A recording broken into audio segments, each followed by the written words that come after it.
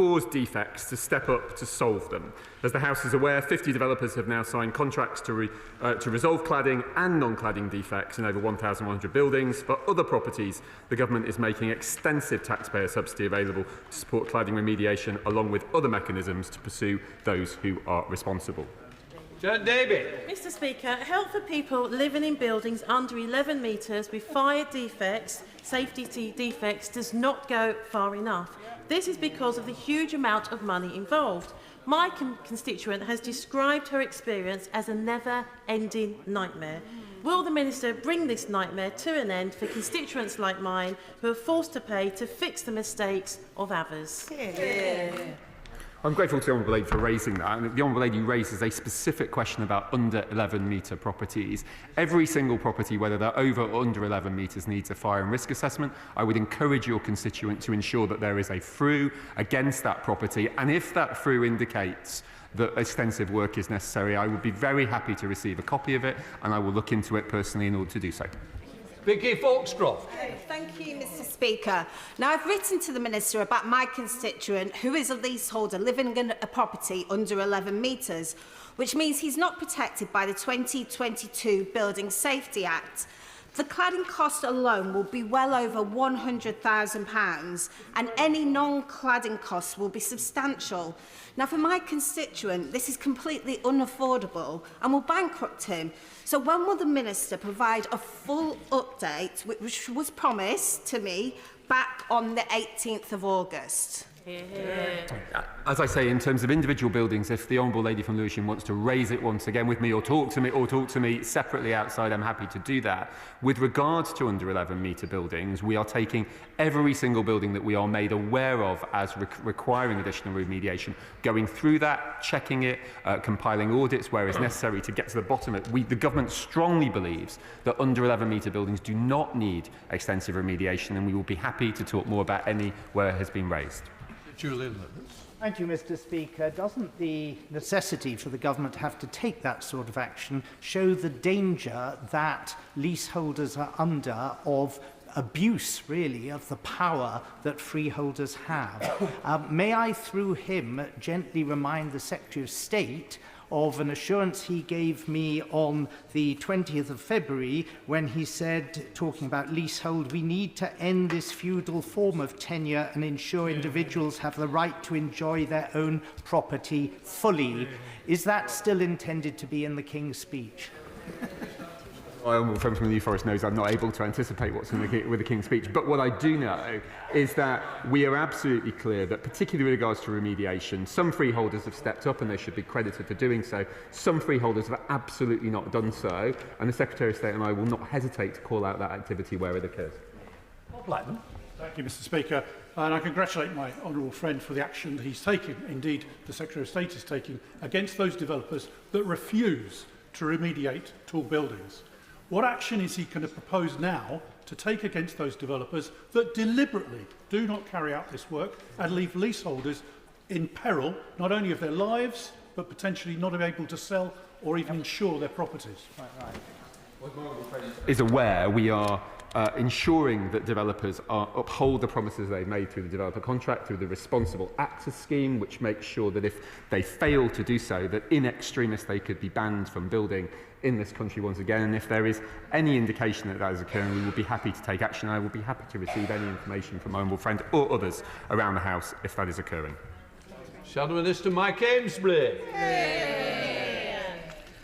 Thank you, Mr Speaker. Over 6 years on from the Grenfell disaster where 72 people lost their lives, a resident in a Galliard home called Sam, who's disabled, is one of the hundreds of thousands still trapped in an unremediated building. Is this the new do-nothing approach from the Department to building safety, highlighted in The Guardian today, an approach which forced the resignation of a senior civil servant from the department? Minister. I think that question is somewhat beneath the honourable gentleman, but let me state absolutely clearly what this government is doing. It has recognised that there is an issue. It has legislated to resolve those.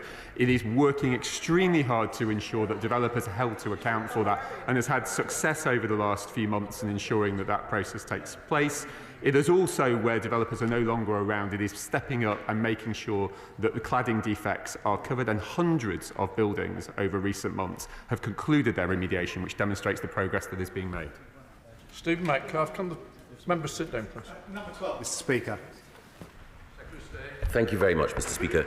With your permission, I'll take questions 12 and 21 together. Levelling Up is a UK-wide project. That's why we've delivered city and growth deals across Scotland, Wales and Northern Ireland, why we've launched our investment zones programme, including zones in the north-east of Scotland and Glasgow, and we're investing £4.8 billion through the Levelling Up Fund in projects ranging from the transformation of Burnley's historic mills to the development of a cultural quarter in Peterhead. Thank you, Mr. Speaker. Can I thank my right honourable friend for that answer? But as he develops these policies further, can he remember that even in apparently affluent areas, there are pockets that would benefit significantly from levelling up investment, especially across Basildon and Thurrock? Can he therefore tell the House what plans he has to include these areas in the next round of investment?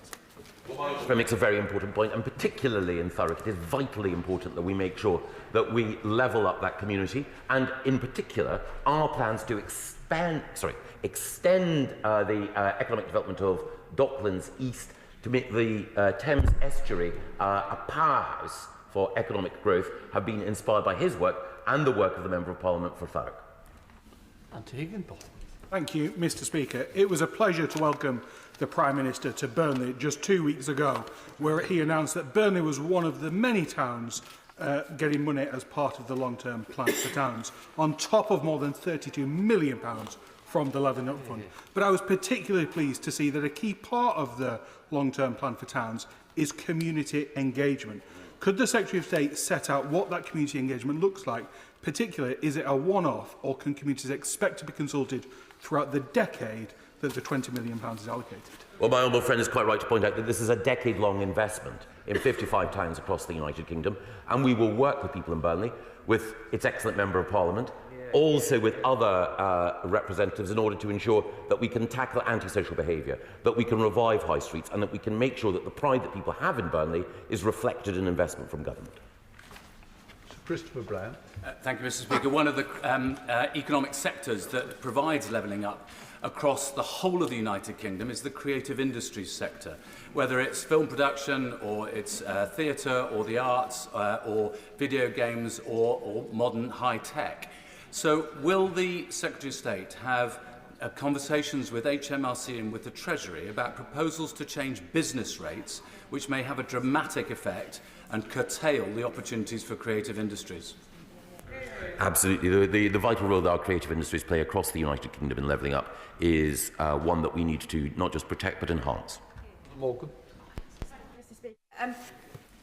Delivery of local services is so important to levelling up all areas of Britain, and the Secretary of State will be aware that in rural areas the cost of delivering public services is much higher than in their urban counterparts. In rural counties like Shropshire, for example, the cost of providing social care is much higher, and the proportion of people who need that care is higher because there are older residents. Will the Secretary of State consider taking into account the cost of provision of those services when determining the local government settlement in the future? Yeah. It's a very fair point, and absolutely on this side of the House we understand that rural communities need additional investment, not least when it comes to the cost of adult social care. Sir Michael Fabricant. As my honourable friend for South Basildon has said, there are pockets of deprivation even in wealthier areas, including Lichfield. So can my right honourable friend give some indication now what sort of timescale there is for the next round of applications? I simply can't believe that there are any pockets of deprivation in Lichfield, given who has been representing that constituency since 1992. The idea that there is any home unvisited by its Member of Parliament, or there is any hearth where there is a chill, seems to me to be inconceivable. But nevertheless, we will make sure that the Levelling Up Fund Round 3 is brought forward just in advance of the autumn statement, and Staffordshire, of course, will have, I hope, its voice heard. Turner. We understand that the Secretary of State is planning some rushed back-of-a-cigarette packet paper deal, devolution deal with Hull and the East Riding. Can I just urge caution?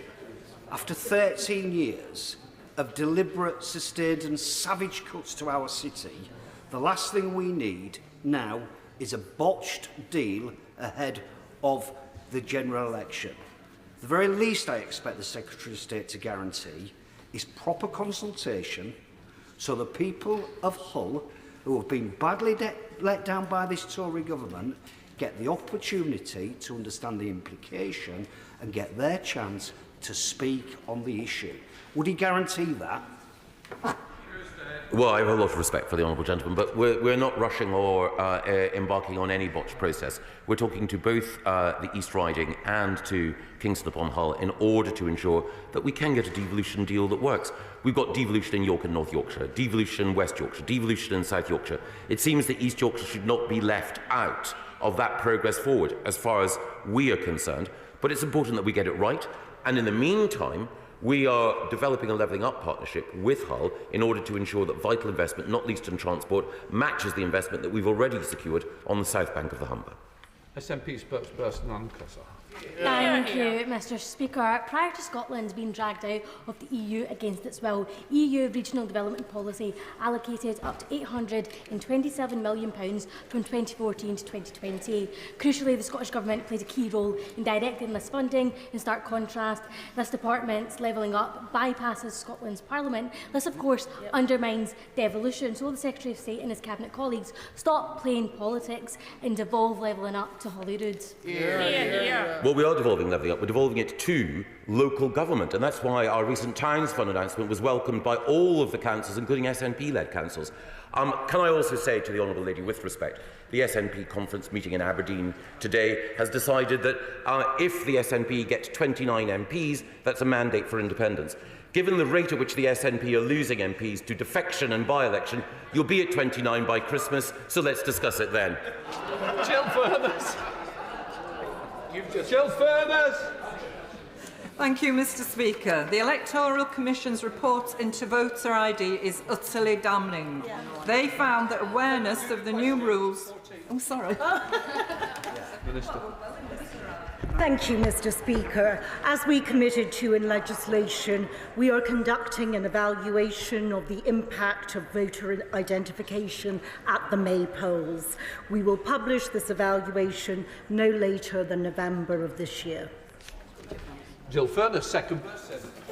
Thank you. My apologies. I was just previous. Thank you, Mr Speaker. The Electoral Commission's report into voter ID is utterly damning. They found that awareness of the new rules was lowest amongst black and minority ethnic communities, and take-up of voter authority certificates was minimal. Even the government's own MPs can see the reality of this failed experiment. The Right Honourable Member for North East Somerset said, "Parties that try and gerrymander end up finding their clever scheme comes back to bite them." Does the Minister agree with her own Conservative colleagues? I would like to remind the Honourable Lady that 99.75% of the electorate were able to vote successfully. I would also like to remind her that it was the Electoral Commission who called for voter identification. It has existed in Northern Ireland for 2 decades, was actually introduced under a Labour government in Northern Ireland, and it exists in most European countries. And just on the point about ethnic minorities, I would just want to make the point that everyone deserves fair and free elections, and it has been ethnic minorities in areas like Tower Hamlets, like Birmingham, that have been the victims of electoral fraud. Question 15, Mr Speaker. Oh, that's me. We're taking action to improve the quality of social housing. The Social Housing Regulation Act, which received royal assent in July, will deliver transformative change across the sector, introducing proactive consumer regulation and rebalancing the relationships between landlords and tenants, ensuring that landlords are properly held to account for their performance. Colburn. Thank you, Mr. Speaker. I welcome the steps that the government is taking to support people living in social housing, but many in Carshalton and Wallington living in social housing are still concerned about the level of service they're receiving from their provider. I've received a number of complaints about a number of housing associations, including Lib Dem-run Sutton Council's housing arm, Sutton Housing Partnership, and Metropolitan Thames Valley Housing in Roundshaw. So can my right honourable friend please assure these residents that when things do go wrong, they do have somewhere to go? They absolutely do have somewhere to go, and the excellent Member of Parliament for Carshalton and Wallington, who stands up not just for his constituents, but for the most vulnerable in society, with clarity and moral authority. And our legislation will make sure that MVTH and indeed Lib Dem-led Sutton Council are held to account for any failures. We now come to topicals. Dame Diana Johnson. Topical number 1, Mr. Speaker. Mr. Speaker, last Thursday, I was privileged to be invited to join a meeting chaired by the Prime Minister and the Home Secretary, at which we heard from the Community Security Trust about the deeply unfortunate rise in anti-Semitic incidents following the terrorist attack, which we marked earlier in our session today. The increase in anti-Semitic incidents recorded by the Community Security Trust and their partners Tel Mama is 494%. It's a melancholy trend, and I know that everyone in this House will join with me in doing everything we can to defeat anti-Semitism and to promote peace and justice. Dame Diana Johnson. I welcome the comments that the Secretary of State has just made, but can I take him to task on some comments he made earlier on? He talked about having conversations with Hull City Council about transport. Of course, this comes after a decade-long refusal of the government to back the electrification of the line to Hull. It also comes after the exclusion of the northern mayors in the debate or the decision to scrap the northern leg of HS2. So why should any of the people in Hull and the East Riding think that they can... Order. It's no. Please, it's topicals. It's important. It has to be short and sweet. Just finish very quickly. So why can they trust what this government ever says to the people of Hull and East Yorkshire? Well, I'm a huge fan of the Right Honourable Lady, and the proof of the pudding will be in the continued engagement that we have with the people of Hull and indeed with their Liberal Democrat Council. Andrew Jones. Thank you, Mr. Speaker. I've been running a campaign in my constituency, Fair Deal for New Estates. Basically, it's to ensure that new estates are completed in a timely manner. And I'm not just talking about the housing, but the play areas, the planting, the drainage, the pavements. So will my honourable friend meet with me to discuss this campaign, which is important locally, but it also is achieving progress for residents in Harrogate and Knaresborough? My right honourable friend is doing an excellent job raising the concerns of his constituents on the floor of the House, and I know that they're shared by many other colleagues. And that's why, through the Levelling Up and Regeneration Bill, we're strengthening planning enforcement powers, including powers to tackle uncompleted developments. I hope his constituents will welcome that, and I'd be pleased to meet him and discuss it in more detail. We now come to the Shadow Secretary of State, Angela Rayner. Thank you, Mr. Speaker. It's a pleasure to face the Right Honourable Gentleman for our first questions. I hope he enjoyed his party conference, cancelling a meat tax that nobody planned, abolishing 7 bins that don't exist, and announcing that they build a series of transport links that already do exist. So not much conference season, but panto season. So I'll keep my question to a problem that definitely does exist. 1 million families are waiting for social housing. How can you justify handing back to the Treasury billions of pounds desperately needed to tackle the housing crisis? Because we spend our money effectively. The Affordable Homes Programme, the £11.5 billion investment that we're making, will lead and has led to investment in social and affordable housing across the country. But the Right Honourable Lady has a challenge when it comes to credibility on social housing. She secured the deputy leadership of our party by saying that the Labour Party should be building 100,000 social homes every year, and yet their current target is 0. Why did she retreat? Rayner. Mr. Speaker, he just comes out with flannel. I think he's auditioning for panto season this afternoon. He can dress it up however he likes. The truth is he couldn't spend this vital funding quickly enough in the middle of a housing crisis. And it's clear the Prime Minister shares the Right Honourable Gentleman's disregard for struggling families. In his hour-long speech in Manchester, the Prime Minister didn't mention housing a single time, not once. But the Housing Minister did tell conference that renters aren't all weed-smoking gangsters, which I'm sure the Minister knows all about that, as he mentioned gangsters earlier today. Can the Secretary of State assure us that, despite the tone of those remarks, the Renters Reform Bill will not be scrapped before the King's speech? Yes, we are bringing reform to the rental market, but I note that at her own party conference, the Honourable Lady shared with the public not just her policies but also her recipe for the future, her recipe in particular for a cocktail called Venom, which apparently contains a bottle of vodka, a bottle of Southern Comfort, 10 Blue Wickeds and a litre of orange juice. Well, we know what the real lethal cocktail from the Labour Party is: a mix of unfunded spending commitments, massive borrowing, green-built development and hypocrisy on housing. Thank you, Mr. Speaker. Next year marks the 50th anniversary of the amazing Hope Centre in Northampton that for 50 years has been turning lives around from people who've been homeless, getting them into a home of their own and into a secure job. Will my right honourable friend join me in congratulating all of the staff and volunteers of this amazing charity? Thank you, Mr. Speaker. I am delighted to congratulate the staff and volunteers at the Homes Centre for 50 amazing years of supporting vulnerable people in Northampton. This work is critical in meeting the government's commitment to reduce homelessness and to end rough sleeping for good, which is backed by a government investment of £2 billion over 3 years. SNP spokesperson Adam Kazar. Thank you, Mr. Speaker. Mr. Speaker, anti-Semitism is abhorrent. It's hateful, and there must be meaningful legislation to protect Jewish people. And I completely appreciate that the department brought forward the anti-boycott bill to help tackle this. But as the Minister may recall at Bill Committee, it wasn't supported by many human rights organisations, and no opposition amendments were accepted. We need to work on a cross-party basis, so the Secretary of State and the Minister meet with me to discuss what support the SNP can provide to tackle the hatred of anti-Semitism.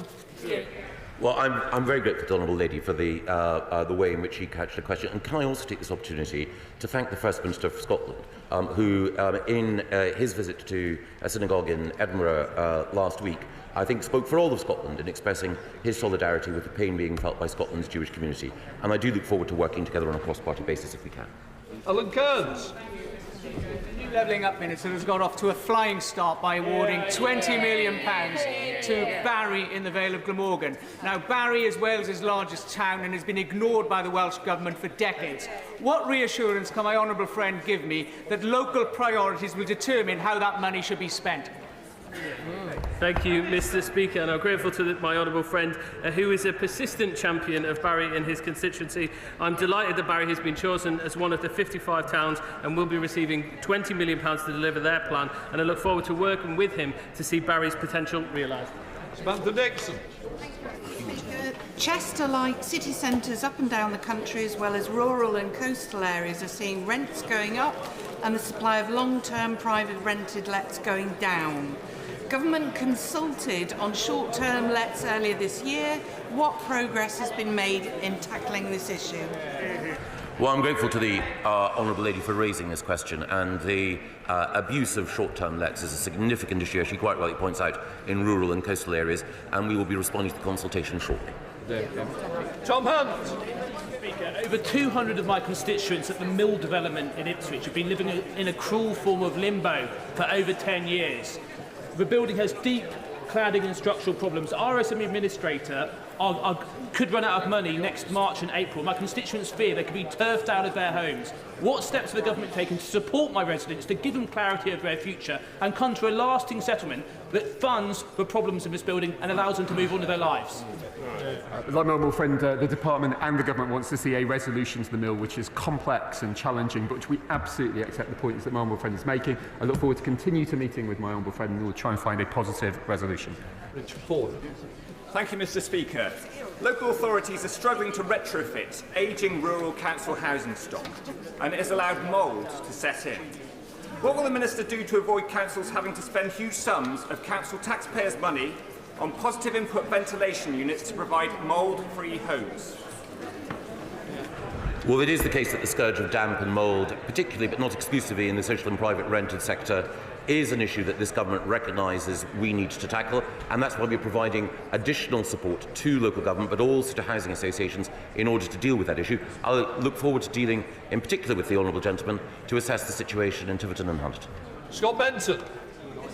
May I thank the Secretary of State for the tremendous support he has already provided to Blackpool, with over £140 million in levelling up monies allocated so far. Is he able to provide an update on the plans for further housing-led regeneration in the Bond Street and Revel areas of my constituency? Mr Speaker, and I thank my honourable friend for his question. I fully recognise the importance of supporting Blackpool and places across the country on their ambitions for regeneration. Homes England and my department are continuing to work closely with Blackpool Council to level up the town and improve the quality of housing, and I look forward to my department saying more about these plans in the future. Chris Stevens. Thank you, Mr Speaker. The Secretary of State, discussing his bill tomorrow, intends to remove reducing child poverty as a levelling up mission.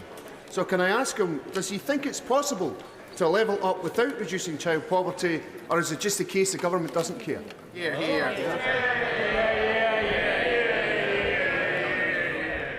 I think that's probably the warmest response that the honourable gentleman has yet received for a question, but it's a very fair one. And of course we care about reducing child poverty, and that's why the steps that we're taking across 12 levelling up missions, including on education and welfare, are designed to reduce poverty across the United Kingdom. Siobhan Bailey. Mr Speaker, Berkeley Town Council have created a much-needed regeneration plan that's going to make it worthy of the tourist attractions nearby, like Berkeley Castle and the Dr Jenner Museum. But we have little faith that the Green and Labour-led District Council will actually get the levelling up bid over the line. It failed before their local plans are also being withdrawn. Will the Minister meet with me to discuss the issue? Absolutely. Look forward to meeting with her and visiting her constituency. 4,240 London households alone were evicted last year using the no-fault possession grounds that the government first promised to scrap 4 years ago. How many more households will be evicted before the government meets its promise? Well, we are committed to introducing our renters reform bill, which will end Section 21, something that, when Labour were in government, they did not do. Majesty. Mr Speaker, levelling up is about levelling up all parts of the United Kingdom, north, south, east and west. Areas which did not get levelling up funding in round 1, 2 and the recent announcements like Gillingham Town Centre. Will the Secretary of State visit Gillingham with me and ensure we get our fair share allocation of resources in Gillingham? Either I or one of my junior ministers will join my honourable friend in Gillingham. Flo Anderson. Thank you, Mr Speaker. 54 months ago, the government promised the Renters Reform Bill. We're trying again to ask. Since then, 10,000 Londoners have been threatened with eviction. Renting is just simply too insecure. So when will the government be bringing in the Renters Reform Bill? It's a very good question, and I liked it even better when the member for Westminster North asked it. As I explained, we will be bringing forward our legislation shortly. Chloe Smith. Thank you, Mr Speaker. He is reforming the NPPF, introducing a new infrastructure levy. How will he ensure that our constituents get the doctors and dentists capacity that must go with new homes? The infrastructure levy that we are bringing forward will ensure, through the Levelling Up and Regeneration Bill, that the money is there to provide services when new development takes place. We will work with the NHS in order to make sure that GP provision and dental provision is part of that. We have a plan for an infrastructure levy. Labour have no plan. That completes questions. We now come to the statement by the Prime Minister. Prime Minister Rishi Sunak. Mr Speaker, the attacks in Israel last weekend shocked the world. Over 1,400 people murdered, one by one, over 3,500 wounded, almost 200 taken hostage. The elderly, men, women, children, babes in arms, murdered, mutilated, burned alive. We should call it by its name. It was a pogrom. Mr Speaker, the families of some of the missing are in the public gallery today. We call for the immediate release of all hostages. And I say to them, we stand with you we stand with Israel. The murdered and the missing come from over 30 countries, including the United Kingdom. The terrible nature of these attacks means it is proving difficult to identify many of the deceased. But with a heavy heart, I can inform the House that at least 6 British citizens were killed. A further 10 are missing, some of whom are feared to be among the dead. We are working with Israel to establish the facts as quickly as possible, and we are supporting the families who are suffering unimaginable pain. We are also helping British citizens who want to leave Israel. We've organised 8 flights so far, bringing out over 500 people, with more flights leaving today. We're working with neighbouring countries on land evacuations for our citizens in Gaza and the West Bank. I've spoken specifically to President Sisi about supporting civilians to leave Gaza by the Rafah border crossing, which at present remains closed. And we have a border force team in Egypt working with our embassy to help citizens when they are able to cross. I will come back to the grave humanitarian situation in Gaza in a moment. But first, Mr. Speaker, I want to address the British Jewish community directly. As I said at Finchley United Synagogue last week and at the Jewish school I visited this morning, we stand with you now and always. Yeah. This atrocity was an existential strike at the very idea of Israel as a safe homeland for the Jewish people.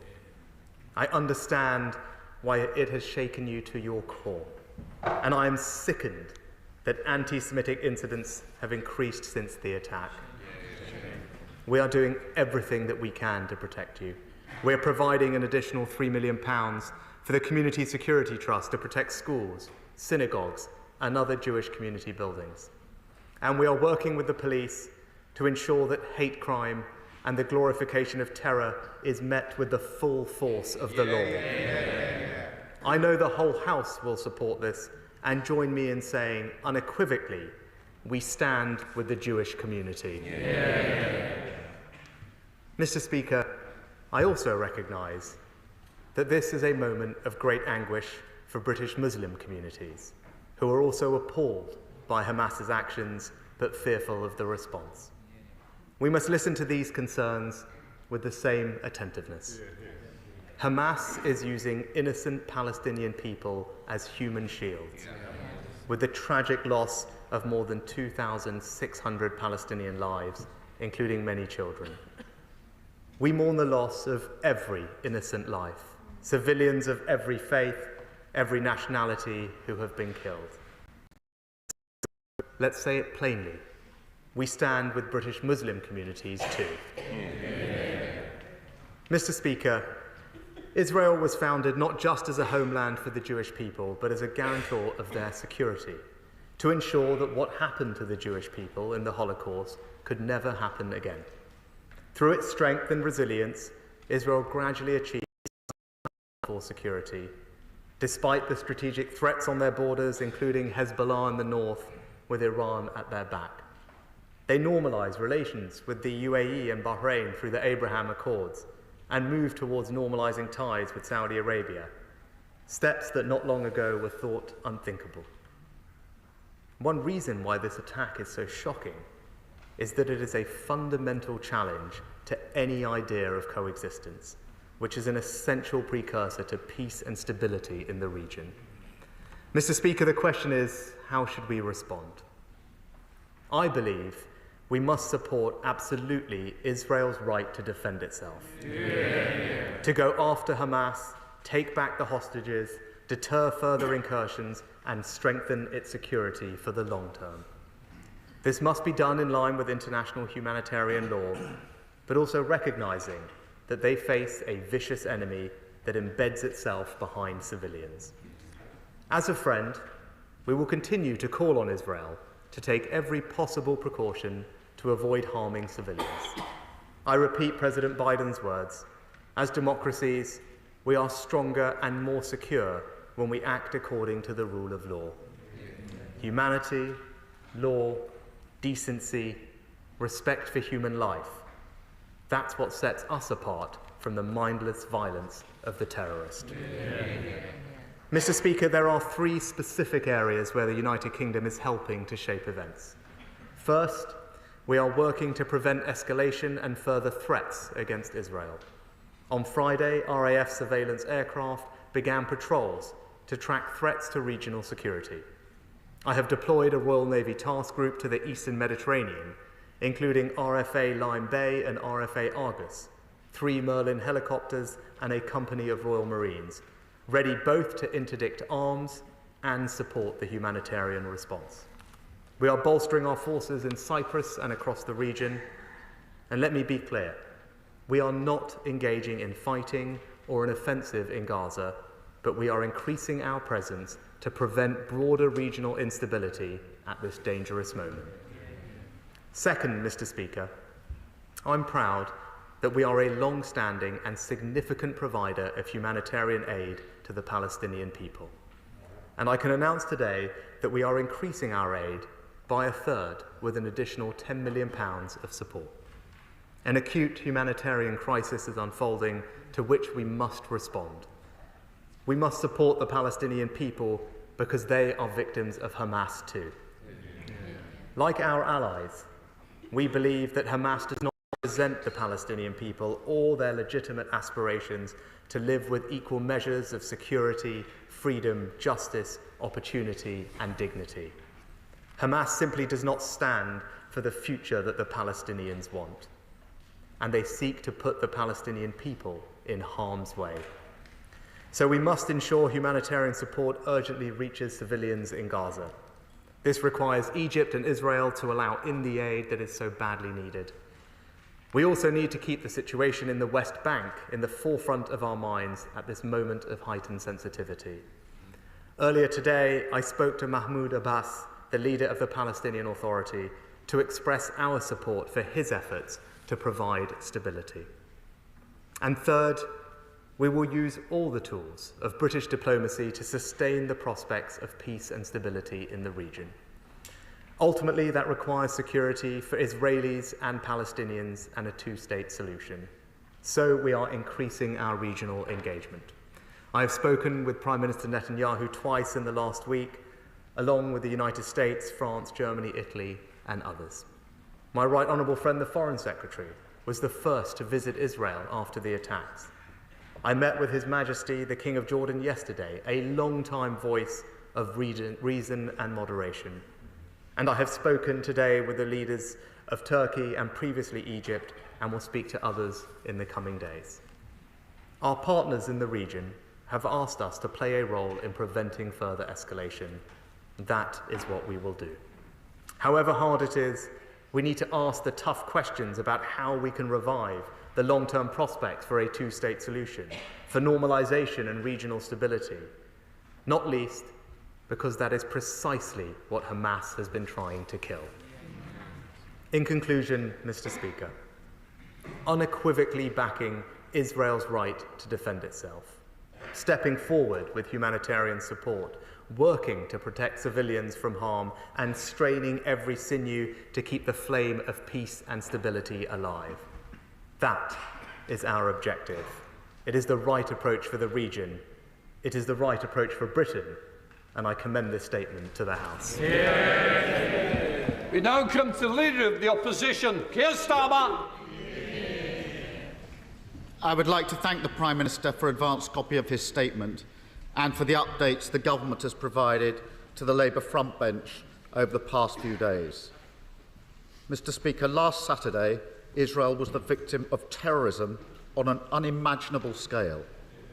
The senseless murder of men, women, children, even babies. The horrors of hostage-taking. Music festivals turned to killing fields.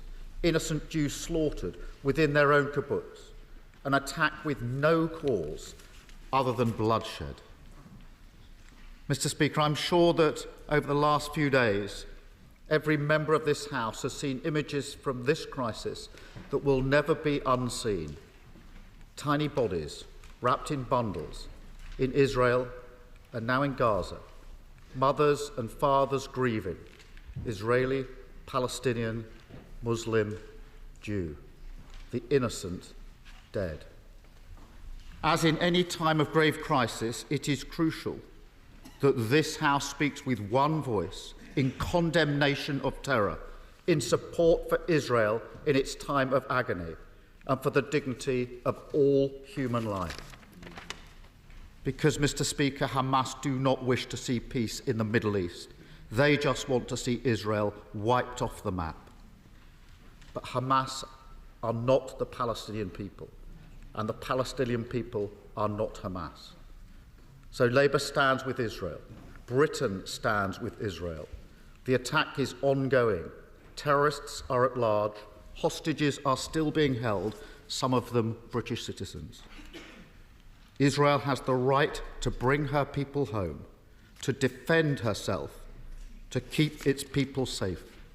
And whilst Hamas has the capability to carry out attacks on Israeli territory, there can be no safety. As Secretary of State Blinken said last week, we democracies distinguish ourselves from terrorists by striving for a different standard, even when it is difficult. He is right. And as the Prime Minister has said, there is an acute humanitarian crisis unfolding. Israel's defence must be conducted in accordance with international law. Civilians must not be targeted. Innocent lives must be protected. There must be humanitarian corridors. There must be humanitarian access, including food, water, electricity and medicines, so that hospitals can keep people alive and so that innocent people do not needlessly die. And there must be proper protection for all those who work selflessly, so aid can be delivered to victims. Mr. Speaker, there can be no doubt the responsibility for this crisis lies with Hamas. They have no interest in Palestinian rights, no interest in the security of the people of Gaza. They unleash terror, then hide among them women and children used as human shields, hostages held who should be released. They are destroyers of lives, of hope, of peace. And we cannot give them what they want. We must keep striving for a two-state solution, a Palestinian state alongside a safe and secure Israel. We cannot give up on that hope, cannot let Hamas brutality be a catalyst for conflict in the wider region. Engagement between Israel and Arab nations must be strengthened, not abandoned. International cooperation, the rule of law, a political road to peace. Hamas want us to abandon all three, and in defiance, we must be resolute on all of them. And Mr. Speaker, these attacks are having a huge impact on communities across the United Kingdom. Many in this House will have heard devastating stories from people who have lost friends and family, people deeply worried about the future of those they know in Israel or Palestine, including the First Minister of Scotland, who I spoke to at the weekend. We stand with all of them, stand against the worrying rise in Islamophobia, stand against the anti-Semitic abuse, threats and assaults we've seen on British streets. Because, Mr. Speaker, we must never underestimate the burden of history the Jewish people carry with them. I do not want Britain to be a place where Jewish schools are closed, Jewish children stay at home out of fear, and Jewish families feel compelled to hide their identity. And I do not want Britain to be a place where British Muslims feel that they have to apologise for the actions of people who do not act in their name. We cannot allow community cohesion in our country to be destroyed. We all bear a responsibility to do all we can to stamp out hate, and we fully support police action to provide extra assistance for our communities. Mr. Speaker, the events of the past week have seen horrors beyond our imagination. So let's send a strong message. Westminster is united. Britain is united with Israel against terror, for international law and the protection of innocent lives. There are difficult days ahead, but our values cannot be compromised. Terror cannot win. Thank you, Mr. Speaker. Prime Minister. Thank you, Mr. Speaker. I thank the Leader of the Opposition for his remarks. And let me just say at the outset, this is an unprecedented and extraordinarily difficult situation and is likely to remain difficult for all of us in the days and weeks ahead. But we must always have in the forefront of our mind that responsibility for this crisis is Hamas and Hamas alone. It was a barbaric act of terrorism that has inflicted untold suffering and misery on so many people, and we have felt that acutely here at home. And we have seen the impact on our streets over the past week, and it has sickened all of us. And we stand united in saying that anti-Semitism has no place in our society.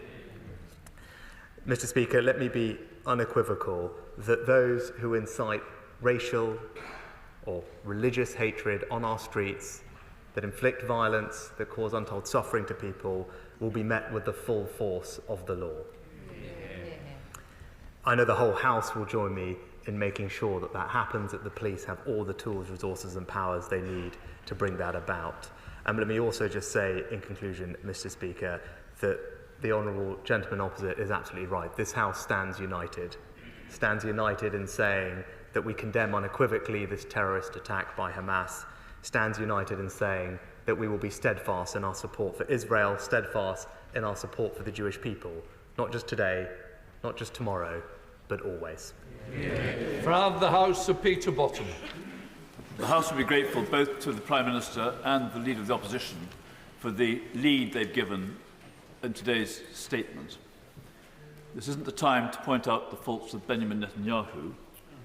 What we have to say is that inexcusable terror attack on Israelis was intended to bring awful harm to the Palestinians.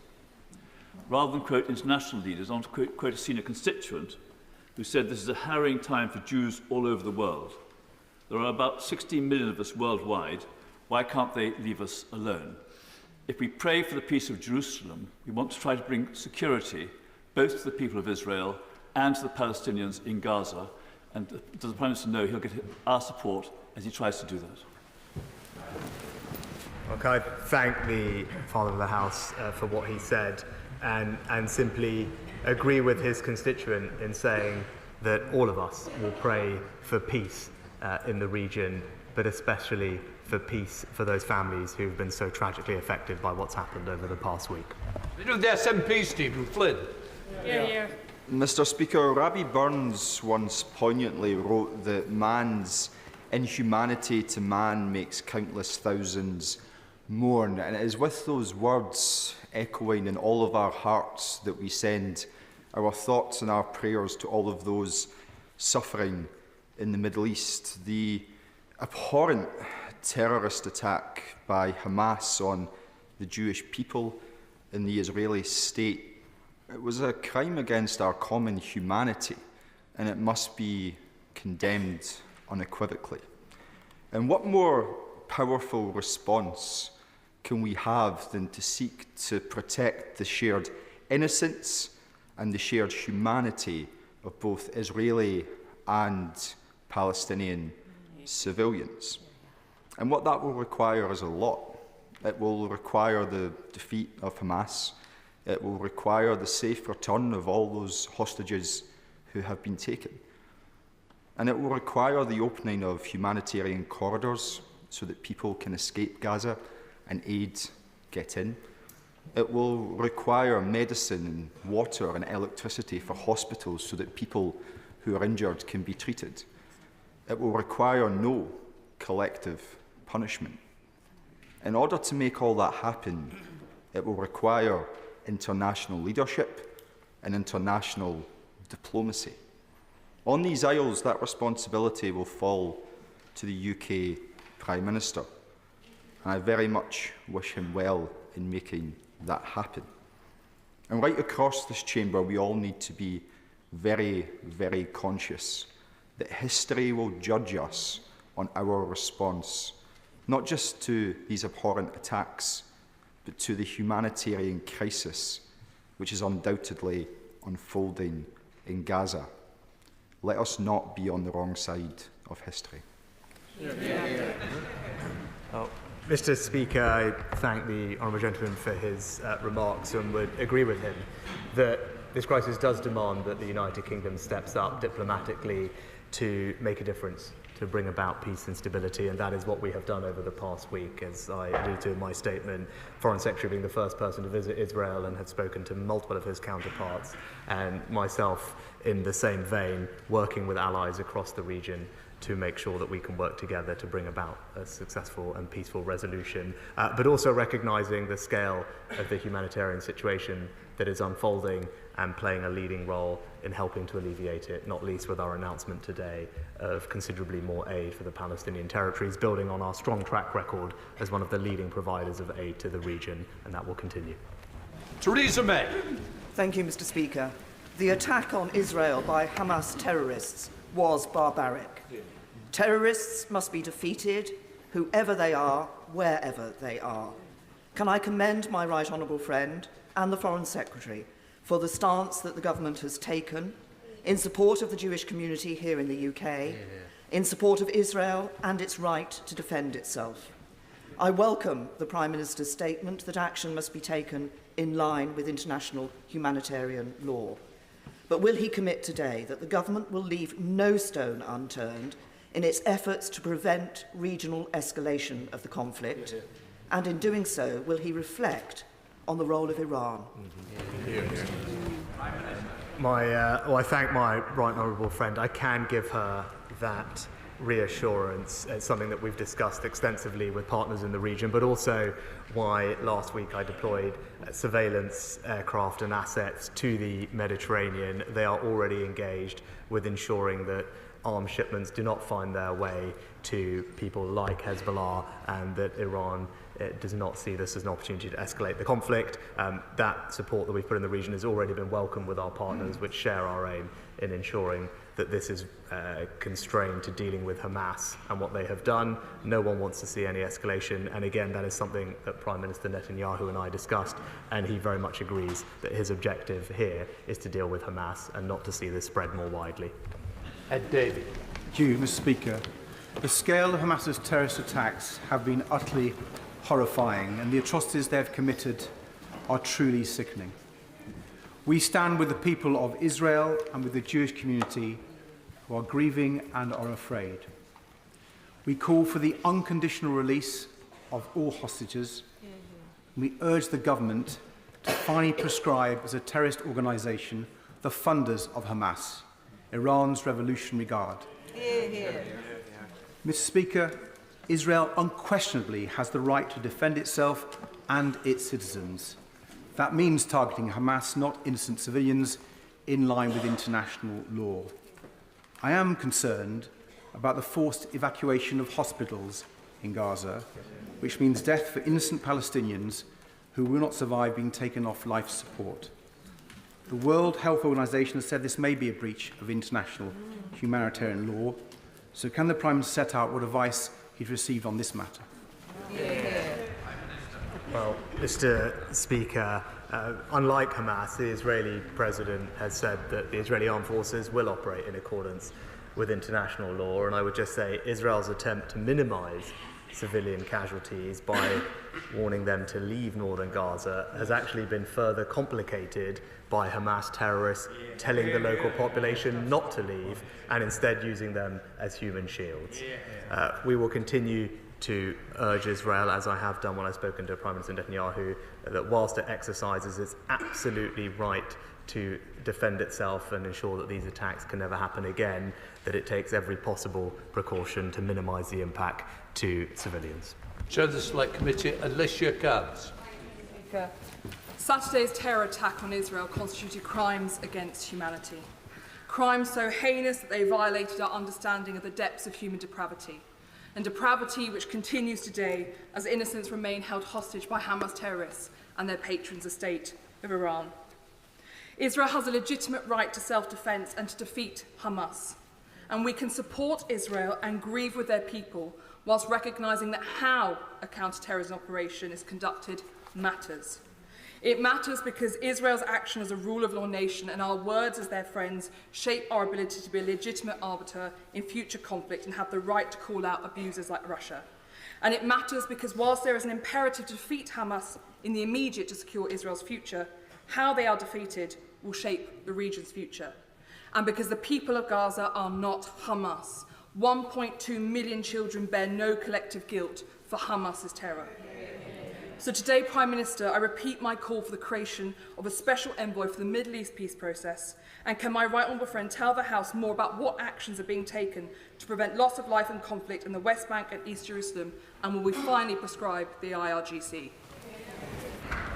Well, Mr. Speaker, with regard specifically to the West Bank, this is something that I spoke to the President of the Palestinian Authority this morning about, Mahmoud Abbas, but also yesterday to His Majesty the King of Jordan, and we discussed the measures that are necessary, the support that the UK can provide to ensure the strong stability of the West Bank. No one wants to see the situation escalate there. Can I assure my honourable friend that we are in active dialogue with both of those partners to see how we can help bring that stability to the West Bank, and indeed it's something I also will continue to discuss with Prime Minister Netanyahu. It's important that the West Bank remains calm, and that's what we will help to bring about. Christian Wakeford. Thank you, Mr. Speaker. On Saturday, I went to Shul and sat next to a constituent whose cousin is one of the hostages. And my thoughts and prayers go out to not only him, but to all families and hostages currently being detained. Mr. Speaker, whilst conflict escalates in the Middle East, we see the effects on the streets here in Britain. Whilst I welcome the Prime Minister and Leader of the Opposition's stance on standing behind Israel's right to defend itself and the £3 million increase in funding for the Community Security Trust, unfortunately in the last week we have seen around a 500% increase in anti-Semitic incidents, an 850% increase in suspicious behaviours, and even this weekend, glorification of Hamas and genocidal chants on the streets of our cities, in some cases mere feet away from police officers. So will the Prime Minister join me in applauding the efforts of the CST in keeping the Jewish community safe, but also commit to ensuring that anyone found to be preaching this hate speech on our streets faces the full extent of the law? Mr. Speaker, I can give the honourable gentleman that assurance. I met with the CST and police chiefs last week in Downing Street, not just to provide extra funding, but to reiterate that there is zero tolerance in the United Kingdom for anti-Semitism. It is tragic that we have seen a significant increase in incidents over the past week, but those who perpetrate these crimes will be met with the full force of the law. Nadeem Zahawi.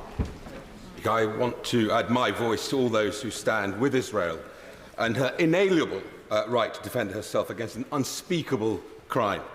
As someone born in the Middle East, as a father, as a human, it was too painful to watch. Mr. Speaker, Israel has to take the necessary steps to root out this evil virus of fundamentalism and has so clearly infested those in Hamas and, of course, destroy it.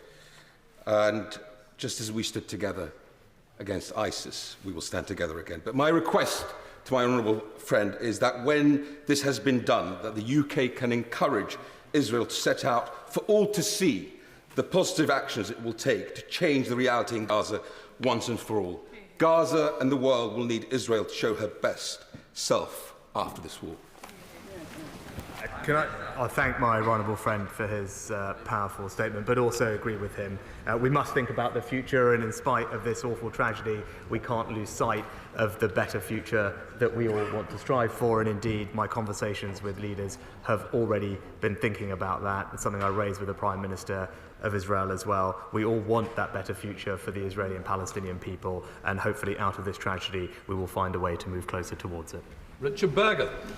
Thank you very much, Mr. Speaker. The massacre of Israeli civilians was a heinous act of terrorism which we all utterly condemn, and the hostages must be released immediately.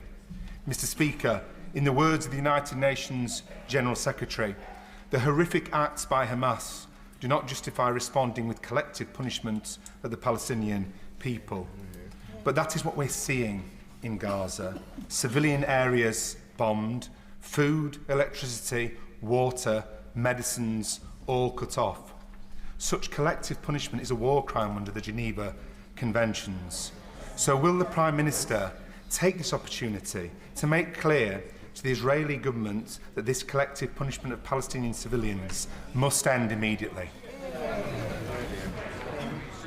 Well, Mr. Speaker, I'd say gently to the honourable gentleman that I actually believe that we should support absolutely Israel's right to defend itself and to go after Hamas, and recognising that they face a vicious enemy that embeds itself behind civilians. Now, of course, Israel will act within international humanitarian law, and as a friend, we will continue to call on Israel to take every precaution in avoiding harming citizens, but we must acknowledge always the responsibility for what is happening here is Hamas, and Hamas alone. Stephen Crabb. Thank you. And, Mr. Speaker, can I thank you for the step you took at the beginning of last week in lighting up this palace in the colours of blue and white as an act of solidarity with the Israeli victims of Hamas terrorism. I know it was appreciated by those British families who are mourning loved ones who were slain in that action, and also by families who are living with unimaginable fear right now because they have family members taken hostage in Gaza, and some of those family members are with us in the gallery this afternoon.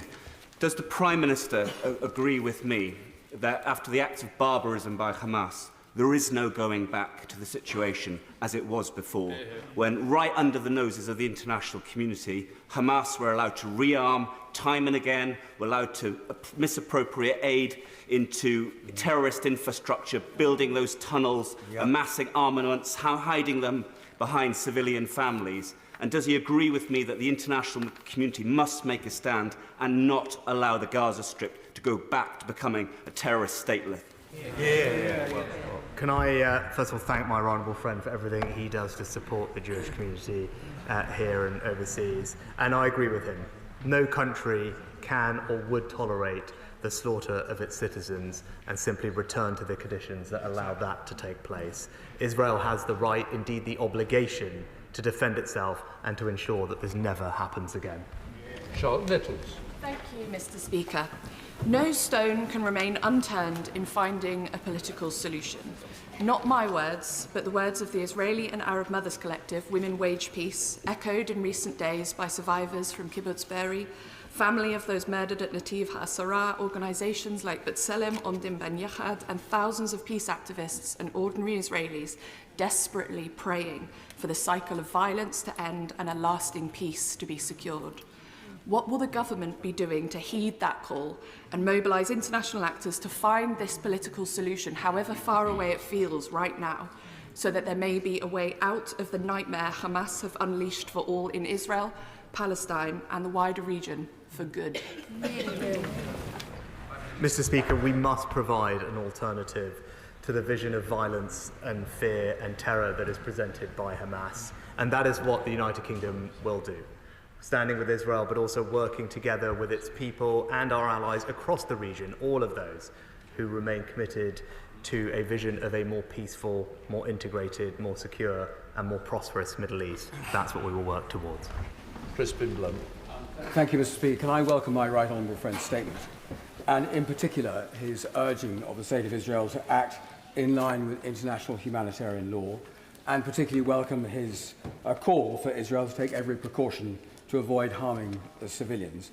Can I also ask my right honourable friend to press upon our Israeli friends the principles of distinction and proportionality in their action, and to avoid any sense in which it looks like a collective punishment is being meted out to the Palestinians in Gaza, as well as ensuring that we do nothing that is going to leave the democracies worse off at the end of this, and not in line with the principles that all of us would wish to hold. Well, I thank my honourable friend, and as I said, we support Israel's right to defend itself, but as a friend we will continue to call on Israel to take every precaution to avoid harming civilians. This is something I specifically discussed with Prime Minister Netanyahu, and we will continue to do so. Abdul Khan. A 6-year-old Palestinian child was murdered in Chicago because of his Muslim faith and as a response to the war between Israel and Hamas. In the last week, we have seen a sharp rise in Islamophobia rhetoric and the dehumanization of Palestinians, and tragically, yesterday we saw the consequences of this in the murder of this little boy.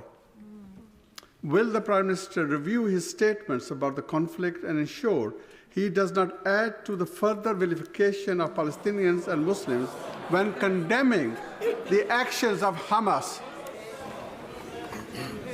Mr. Speaker, I just gently urge the honourable gentleman to examine what I said from this dispatch box earlier, particularly about standing with the British Muslim community at this difficult time. We will not tolerate, Mr. Speaker, anti-Muslim hatred in any form and will seek to stamp it out wherever it occurs. I'm pleased to say in June of this year, the Security Minister confirmed additional funding of £24.5 million available this financial year to provide protective security at mosques and Muslim faith schools as a demonstration of our intent to deliver on what I said. But I would say to the Honourable Gentleman, please see what I did say earlier from this dispatch box. We stand with all communities at this difficult time. Sir Michael Ellis. Speaker, in the long litany of attacks against Jews around the world, this is the single most murderous attack on Jews since the end of the Holocaust in 1945, and his support for the Jewish community in this country and for Israel has been heroic. This is an historic moment, and the response of His Majesty's government has been all anyone could have asked. Will the Prime Minister agree that Israel has acted entirely in accordance with international law, despite Hamas using human shields and every type of horrific provocation? And Israel not only has a right to defend itself, but in fact a duty to defend its people from sadistic and vicious murderers. I think my honourable friend makes an excellent point. It does not just have the right, it does have a duty. One only needs to imagine if a similar incident had occurred in our country, what we would do to secure the safety and security of our citizens. That is what Israel is doing, and they have, as I said, every right and every duty to do so, and they shall have our support as they do. Julie Elliott. Thank you, Mr. Speaker. I condemn unreservedly the actions of Hamas and the horror that has unfolded in the region, and ask that the hostages are returned safely as soon as possible. However, the reality of the evacuation order on the ground, speaking to aid workers based in Gaza, is that people cannot get out. People who are ill, frail, in hospital, or just getting old cannot get out. And actually, this morning I've spoken to aid workers where people are returning from southern Gaza to northern Gaza because they have no water, there's nowhere to go, they can't escape. Can I ask the Prime Minister to urge the Israeli government to bear in mind the reality of ordinary Palestinian people living in the nightmare that is unfolding around them through no fault of their own?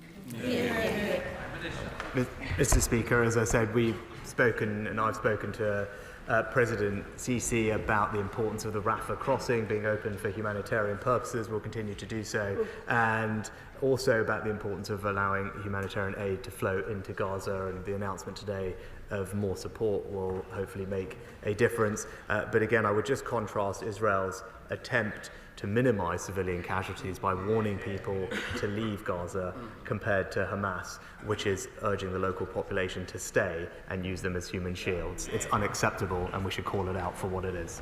Andrew Percy. Mr. Speaker, every tragic loss of life in Gaza is the responsibility of Hamas and Hamas alone, and some people in this place would do well to remember that fact, Mr. Speaker. A week on from these pogroms, what did we have on the streets of Britain? Some people attending pro-Palestinian marches, holding up banners in support of terrorists, whether it be hang gliders, whether it be chanting anti-Jewish chants, whether it be supporting the racist BDS movement, or in the case of a protest in Glasgow, reminding Jews where they were in 1940. Jews need no reminder of where they were in 1940, Mr. Speaker. These scenes are deeply distressing to British Jews, and many British Jews do not believe the police are going to take action. So can I urge the Prime Minister to look at what some of our European partners are doing and looking at taking stronger action against some of these marches? Well said, Andrew. Well, Mr. Speaker, can I thank my honourable friend for everything he does to support the Jewish community in our country, and let me join with him in saying these acts are appalling, and I want to make sure that we provide security and release and relieve that anxiety to the Jewish community here in the United Kingdom, which is why I took steps very quickly last week to provide that reassurance. And I am clear, where people incite racial or religious hatred, or where people's conduct is threatening, abusive or disorderly, or causes distress to others, we expect the police to take action, and that those committing those crimes should face the full force of the law. Thank you, Mr. Speaker, and I join this House in its condemnation of the bloodshed in Israel and Palestine. Mr. Speaker, the 2 million Palestinians in the open-air prison of Gaza faced a dire humanitarian emergency long before today. Yet indiscriminate airstrikes and siege tactics have turned what was a critical emergency into a devastating catastrophe. Will the Prime Minister make it clear to the Israeli government that laying siege to civilians in Gaza by cutting food, water, power and medical supplies and indiscriminate airstrikes killing civilians is in clear violation of international law? And just what is the international community doing to stop the horrific and inhumane treatment of Palestinians? Well, Mr. Speaker, I again just gently point out to the honourable gentleman that the entity responsible for the suffering we are seeing is Hamas, and Hamas. Now, of course, we in the international community will do our best to alleviate the impact on innocent people, which is why today we've announced further aid to the region. We will make sure that we provide as much humanitarian support as we can, and indeed in all our conversations with leaders around the region, we're discussing the humanitarian situation and finding ways to work together to alleviate the impact on innocent lives, and that's what we will continue to do. Sir Julian Lewis. Speaker, does the Prime Minister accept that what Hamas did was not terrorism for its own sake, but an act of calculated barbarism with a strategy behind it? And does he agree with me that that strategy is to ensure that whereas the present war will not feature Egypt and Jordan as enemies of Israel, as was the case in previous wars, their strategy is to try and prevent similar peace agreements with countries like Saudi Arabia? And finally, does he accept that Hamas is a creature of a client state of Russia? And while we're talking about this, we must remember that Russia is still at war in Ukraine. Well, I thank my honourable friend, and he's right to point to the broader situation and right to welcome the progress that had been made on normalisation between Israel and other countries in the region, which speaks to the brighter future that all of us hope we will see one day. But let me reassure him on our support for the Ukraine. We all remain committed to that, and just this Friday I was at the GEF summit in Sweden talking with our Northern European, Scandinavian, Baltic partners and hearing directly from President Zelensky about how we in the GEF will continue to support Ukraine over the coming year, so he can be reassured that we are able to do both. Don Butler. Thank you, Mr. Speaker. Prime Minister, Noam Sagi, his wife Mikhail and their son are here today, and they're watching you give your statement. Ada Sagi, Noam's mum, has been taken hostage by Hamas on Saturday the 7th of October from her home and is currently being held in Gaza. Ada booked a ticket to the UK to celebrate her 75th birthday. Noam has written to you asking for your immediate intervention and assistance. Joe Biden has made personal calls to his citizens. I'm asking if you will please, and remember the family are watching you, Prime Minister, will you please just spare 5 minutes, just 5 minutes to have a quick conversation? Mr. Speaker, of course I'm happy to have a quick conversation, but I'm also engaged actively with our partners in the region to try and ensure the safe release of our hostages, something which I'm sure the House will support me in doing any which way we can. We will use all the tools at our disposal to ensure their safe return, not just for the Honourable Lady's constituent, but all of those British nationals and others who have been taken by Hamas. It is an appalling act. They should know that we are doing absolutely everything we can to try and bring them back home as safely and as quickly as possible. Priti Patel. We in this House are all absolutely horrified by the terrorist atrocities on Israel and the appalling way the Hamas terrorists have murdered, tortured and kidnapped men, women and children. And I do thank the Prime Minister today for his very, very important and significant statement, and actually for the way in which he's just said that we are giving all the support to those grieving families right now. That is absolutely paramount. Could the Prime Minister explain through his conversations with President Sisi how the opening of the border crossings between Gaza and Egypt on humanitarian grounds will be undertaken in a way that prevents the Hamas terrorists from leaving and potentially creating further atrocities in the region? My honourable friend makes an excellent point, and that is why there is complexity to opening the Rafah border crossing, but she should be reassured we're engaged in those conversations, both with the Egyptians and other partners, including the Americans, to find a safe way to open that crossing, both ideally for the evacuation of British nationals that may be in Gaza, but also to provide humanitarian support into Gaza, which I know we would all like to see happen. Sarah Chet. Thank you, Mr. Speaker. The International Committee of the Red Cross stated that hospitals in Gaza risk turning into morgues without electricity. The UNRWA Commissioner General has also said their colleagues in Gaza are no longer able to provide humanitarian assistance, and the number of people seeking shelter in UNRWA facilities in the south is absolutely overwhelming. Some civilians have no choice but to stay in the north of Gaza and must be protected at all times. So, Prime Minister, what conversations have you had with your Israeli counterpart on creating safe zones and humanitarian corridors in Gaza? Has the Prime Minister raised the urgent need to prevent atrocities on all civilians?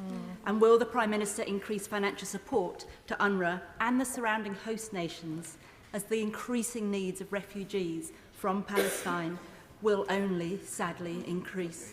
Mr. Speaker, I'm proud that over the past few years we've been one of the leading donors to the United Nations Works and Relief Agency, accounting for about 10% of all their support to the region. And again, today we announced an increase in our humanitarian support by around a third, and we will work with the relevant partners to see how best for that funding to make a difference in the region as quickly as possible.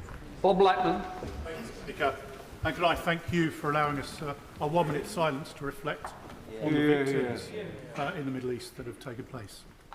There can be no greater contrast between the actions of the IDF, who attempt to prevent the loss of civilian life, compared to the sheer brutality of the terrorists who kill and maim as many people as they possibly can. There can be just no comparison between those two aspects.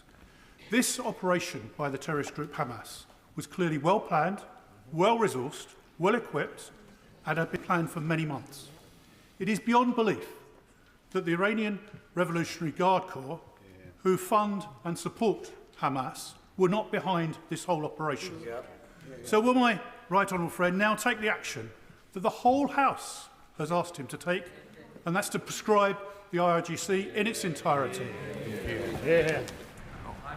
Mr. Speaker, we have already taken strong action against the Iranian regime, including sanctioning 350 different individuals and entities, including the IRGC in its entirety. And furthermore, the National Security Act implements new measures to protect the British public, including new offences for espionage, foreign interference, and tougher powers to arrest and detain people suspected of involvement in state threats. As the House knows, the government has a long-standing policy of not commenting on whether specific organisations are being considered for prescription, and our approach, as currently stated, is completely aligned with that of our allies. Samuel Wilson. The Israeli government has the right, indeed the duty, to protect its civilians against these bloody terrorist attacks, and we wish the Prime Minister well in his advice and his guidance to the Israeli government to achieve the aims which they need to achieve in protecting their citizens. The Prime Minister's statement indicated that we would not tolerate the glorification of terror, and it will be met by the full force of the law. Will you therefore join my condemnation of the Irish language school in West Belfast, where the students had pro-Palestinian demonstrations this week? They were facilitated within the school, and would you agree with me that schools should be places where pupils are taught it's morally wrong to support terrorism and they should not facilitate such demonstrations?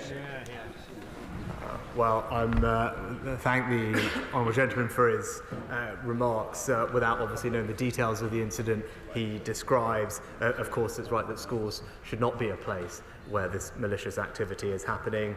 We are absolutely clear that under the Terrorism Acts, both of 2000 and 2006, it is an offence to encourage terrorism, and it is also a range of offences to glorify or support groups which have been prescribed as terrorist organisations under UK law. The police will use all the tools at their disposal to stamp that out and arrest those who perpetrate those acts. Colin Burns. Thank you, Mr. Speaker. One of the many things that Bournemouth is known for, Mr. Speaker, is its large Jewish community. Indeed, our first citizen and Mayor Councillor Anne Filer is herself Jewish.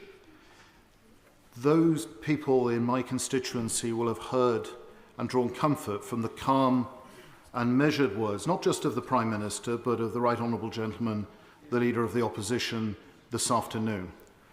What we have seen is not just an attack on the territorial integrity of Israel. What we have seen is an attack on Jews and those of the Jewish faith. Will my right honourable friend join everyone else of goodwill in this House to make clear, not just this week, last week, this month, next month, but always that anti-Semitism has no place in our society? Yeah. I agree with my right honourable friend. What this was an attack on Jews, and we should call it out for what it was. That's what Hamas believes, that's what Hamas has tried to do, and they will meet firm resistance from us, and we will not tolerate anti-Semitism in any form on our streets, not just today, not just tomorrow, but always. Taureen Kelly. Taureen Kelly. Thank you, Mr. Speaker. The Prime Minister reaffirmed his commitment to a two-state solution. Why then has his government failed to recognise the state of Palestine when 138 United Nations members countries have done so? Israel has absolutely every right to defend itself. Palestinians need to have that right as well. In doing so, by recognising Palestine as a state, Palestine will be able to root out terrorism and defend its territory. Does the unjustifiable actions of Hamas, a group that does not represent Palestinians, justify the collective punishment of innocent Palestinian civilians in Gaza by the Israeli Defence Forces? Mr. Speaker, the United Kingdom government's long-standing position under both parties for some time has been that the United Kingdom will recognise a Palestinian state at a time when it best serves the object of peace. We are committed to the objective of a sovereign, prosperous and peaceful Palestinian state living side by side with a safe and secure Israel. And as last week's attack demonstrates, that right now we must ensure that Israel has that security. Liam Fox. Thank you, Mr. Speaker. Does my right honourable friend agree that to conflate Hamas and the Palestinians is not only wrong but dangerous? Hamas have abducted, tortured and executed Palestinian members of Fatah. They have broken the arms of children who have worn Fatah colours to school, and they do not want a two-state solution because they don't believe Israel should exist as a state. But if the fingers on the trigger were Hamas, the strings being pulled were from Tehran.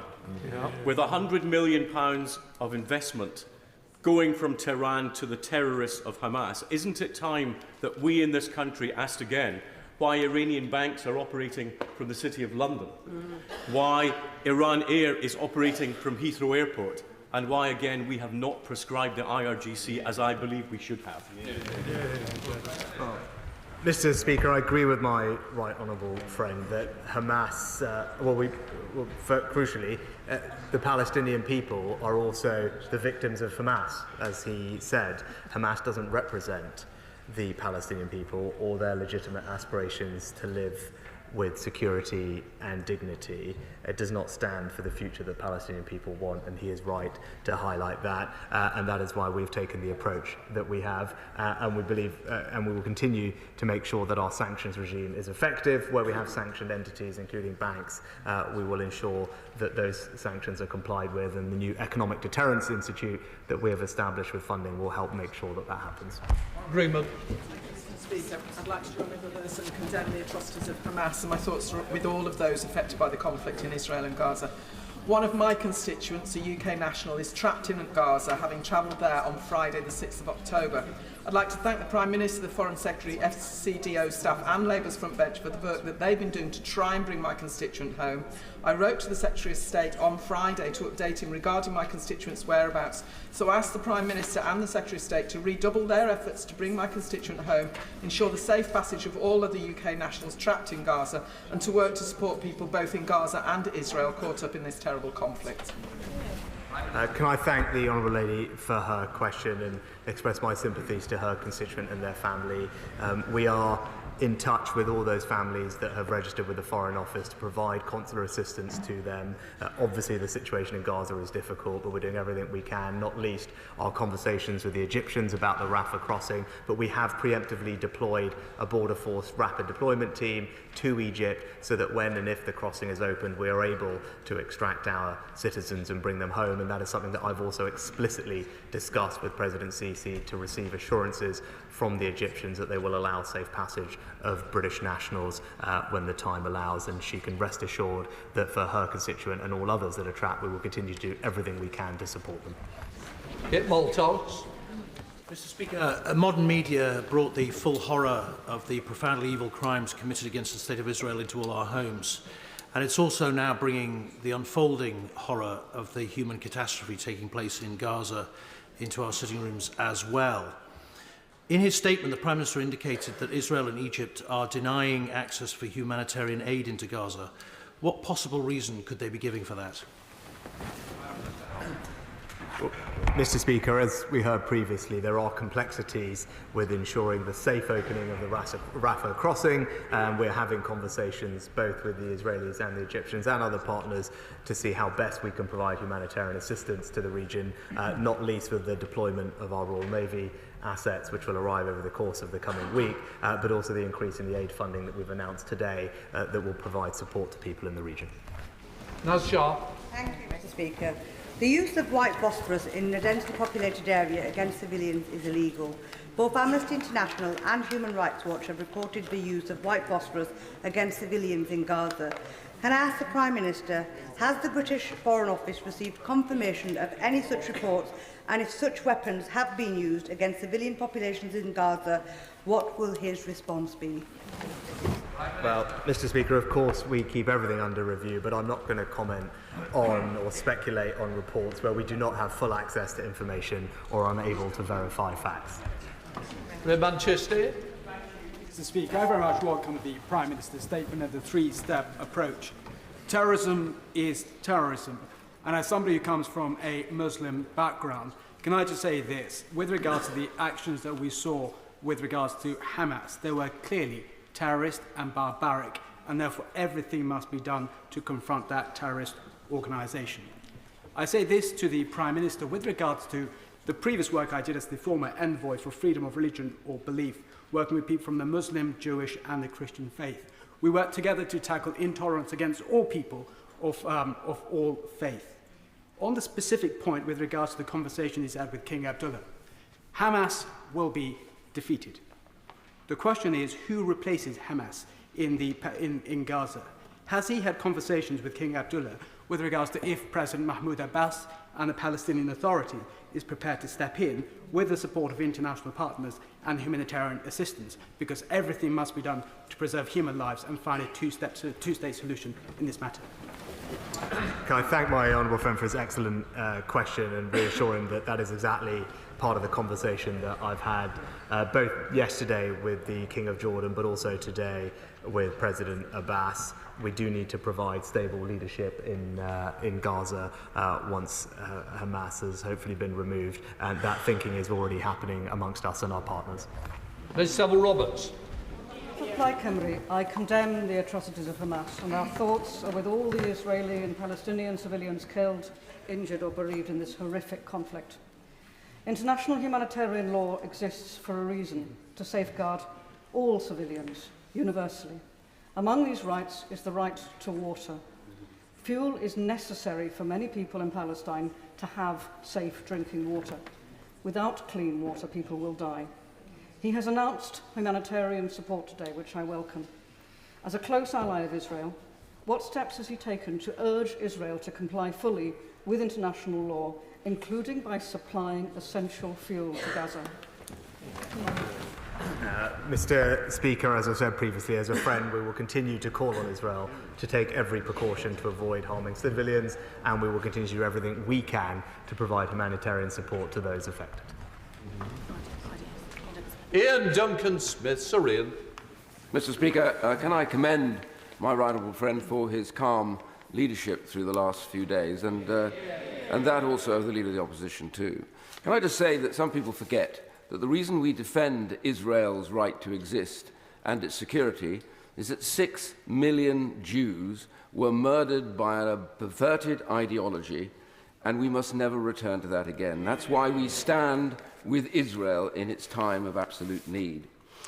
But I don't know whether he saw this, but over the weekend, I have a Jewish sister-in-law, and she was quite clear that she has never felt more threatened than over the weekend when people took to the streets waving flags bearing Hamas's crest on them, calling out to sweep Israel from the river to the sea. Is all about getting rid of Jews in Palestine. There is no other question. So we really have to be very clear that we have to protect these Jewish people here who are British citizens, and we must stamp out anti-Semitism.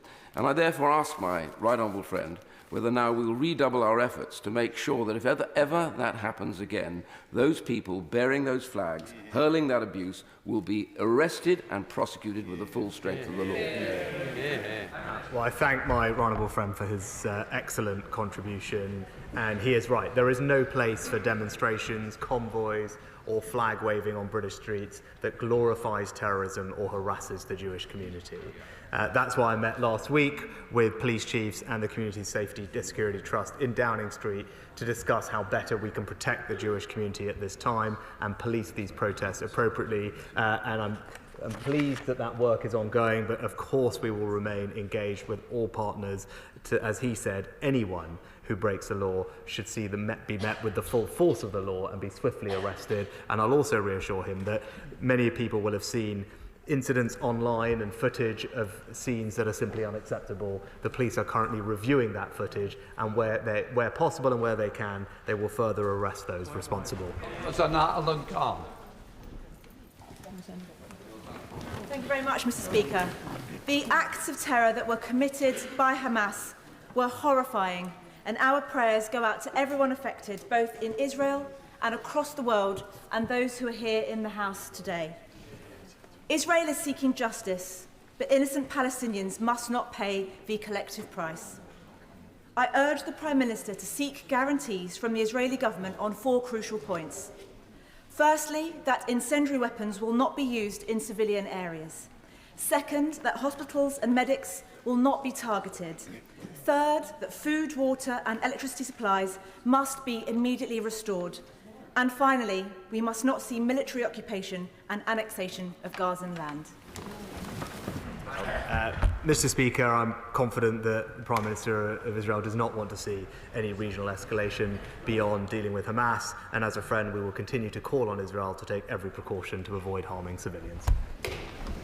Jonathan Chinodgley. Thank you, Mr. Speaker. Since the Hamas terrorist attack, the unequivocal government support and concern for the safety and welfare of the UK Jewish community has been extremely well received by the Jewish community.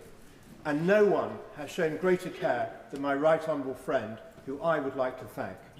Over the coming days, as Israel takes the remedial action and self-defence action that it has been forced to take, can my right honourable friend confirm that he will work with our international allies to ensure continued support for Israel, such that Israel is not left out on a limb on its own to be picked off by enemies? Prime Minister. I thank my honourable friend for his kind words and agree with him that we will continue to support absolutely Israel's right to defend itself and remain engaged in the region, talking to our partners to provide them with the support that we can, defend their position, and also to provide humanitarian support to alleviate the impact best we can. Commissioner O'Reilly. Thank you, Mr. Speaker. My thoughts and prayers are with all the families who are grieving following the horrific terrorist attacks by Hamas, which I condemn unreservedly. These atrocities were committed by terrorists who do not seek peace and have set back the just cause of Palestinian freedom and statehood, which I have long supported, along with many across this House. Over 1 million Palestinians in Gaza have been told to flee, highlighting the scale of the impending humanitarian disaster, which will only inflame tension in the region. There are grave concerns about escalation of this conflict in the wider region. Can the Prime Minister tell the House what particular steps our government is taking to help de-escalate the conflict, which runs the risk of turning this into a wider regional conflict, drawing in Lebanon and Iran? Well, both the Foreign Secretary and I are speaking extensively to all our partners in the region to urge everybody to put pressure on those who would seek to take advantage of the situation not to. And we have deployed, as I said, surveillance aircraft to the Mediterranean, not least to ensure that Hezbollah is not in receipt of extra arms shipments, because that would be something that would be damaging to regional stability, and we'll continue to make sure that that doesn't happen. Matthew Wofford. 2013, I took a group of school children from the Bet Shidda Primary School in Edgware to the Hanukkah party at number 10. A leading voice of the choir was Nathaniel Young, one of the first people to be killed in the terrorist attack in Israel. Can the Prime Minister advise the House what actions have been taken to the bereaved families and also the families of the 17 hostages who remain in Gaza, and what consular support will that entail? Well, I express again my sympathies to all those families who have been impacted by the appalling situation in Israel and this terrorist attack. I was in Nathaniel's constituency, my honourable friend's constituency this morning, and seeing firsthand the impact that this was having on the community there. And can I assure my honourable friend that the Foreign Office are providing extensive consular support to all those families that are impacted, and we will continue to do so throughout this crisis. Adam Kesa. Mr. Speaker, I refer members to my register of interests. I wish to put on the record my utter condemnation of the Hamas attacks. Israeli hostages must be released. Over the last week, we've all seen horrific images of innocent Israelis and Palestinians on our screens. It's been awful. And what struck me is a quote that I seen from an aid worker in Gaza, Medical Aid for Palestinians, Mahmoud Shalabi, has said, "I've seen kids write their names on their palms because when they die, they want people to know who they are." That's because in Gaza, families are being wiped out. Across the globe, there's been collective outcry for the people of Gaza, most of whom, as the Prime Minister has said, have nothing to do with Hamas. Has the Prime Minister pledged funding or support for the safety of children and their access to healthcare and hospitals? And what is the Prime Minister doing to facilitate the opening of the border for aid? Humanitarian access is so important, and so foreign nationals can leave Gaza. Well, Mr. Speaker, I've specifically spoken to President Sisi about the importance of opening the Rafah border crossing, both for humanitarian purposes and to provide for the safe evacuation of British nationals. And today we've announced an increase in our aid funding to the region by around a third, and we will figure out how best that money can help those who need it as quickly as possible. Sir William Cash. As to international law and media impartiality, will the Attorney-General be asked to provide a legal note, if not a full opinion, given, for example, that one of Ofcom's directors, Ofcom having itself full statutory responsibility and regulatory responsibility of all visual and oral media, including the BBC, is reported to be supporting posts this week itself, arguing that the government's support for Israel is a vile colonial alliance, referring to ethnic cleansing and genocide of Palestinians, and Ofcom must surely be told that it must deal with this at once as a matter of impartiality, quite apart from any criminal action that may be needed under terrorist or criminal law? Well, I thank my honourable friend for his question. I'm sure that the attorney looks into it, and more generally just say I absolutely endorse those describing these attacks, calling them what they are, which are acts of terror by a terrorist organisation. Obviously, the BBC is editorially and operationally independent of government, but the Culture Secretary raised that specific issue with the BBC Director General last week. Dame Diana Johnson. Hamas's kidnapping of 200 Israelis is a stark reminder that the terrorist group has learned from its paymasters, the Iranian regime, who for years have promoted state hostage-taking, including, of course, UK nationals. So can the Prime Minister say a little bit more about the steps that the UK government is taking for the release of the British nationals who are currently held in Gaza? As I said, we're providing consular support to families that are affected. We recognise this will be a very difficult time for them. It's also why, for a long time, we have maintained a do not travel Foreign Office travel advice to Gaza, because we know the situation is dangerous, and we're working as hard as we can to open the Rafah crossing, and the Border Force team has already been deployed to Egypt, so that if and when that crossing is opened, we are rapidly in a position to be able to bring people home. Silva.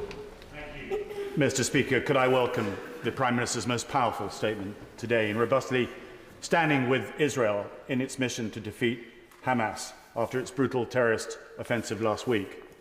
This has rightly been called Israel's 9/11, but following those attacks on America in 2001, we now appreciate there were grave operational and strategic errors were made, however well-intentioned, in the name of defeating terrorism. That led to significant escalation and indeed radicalisation.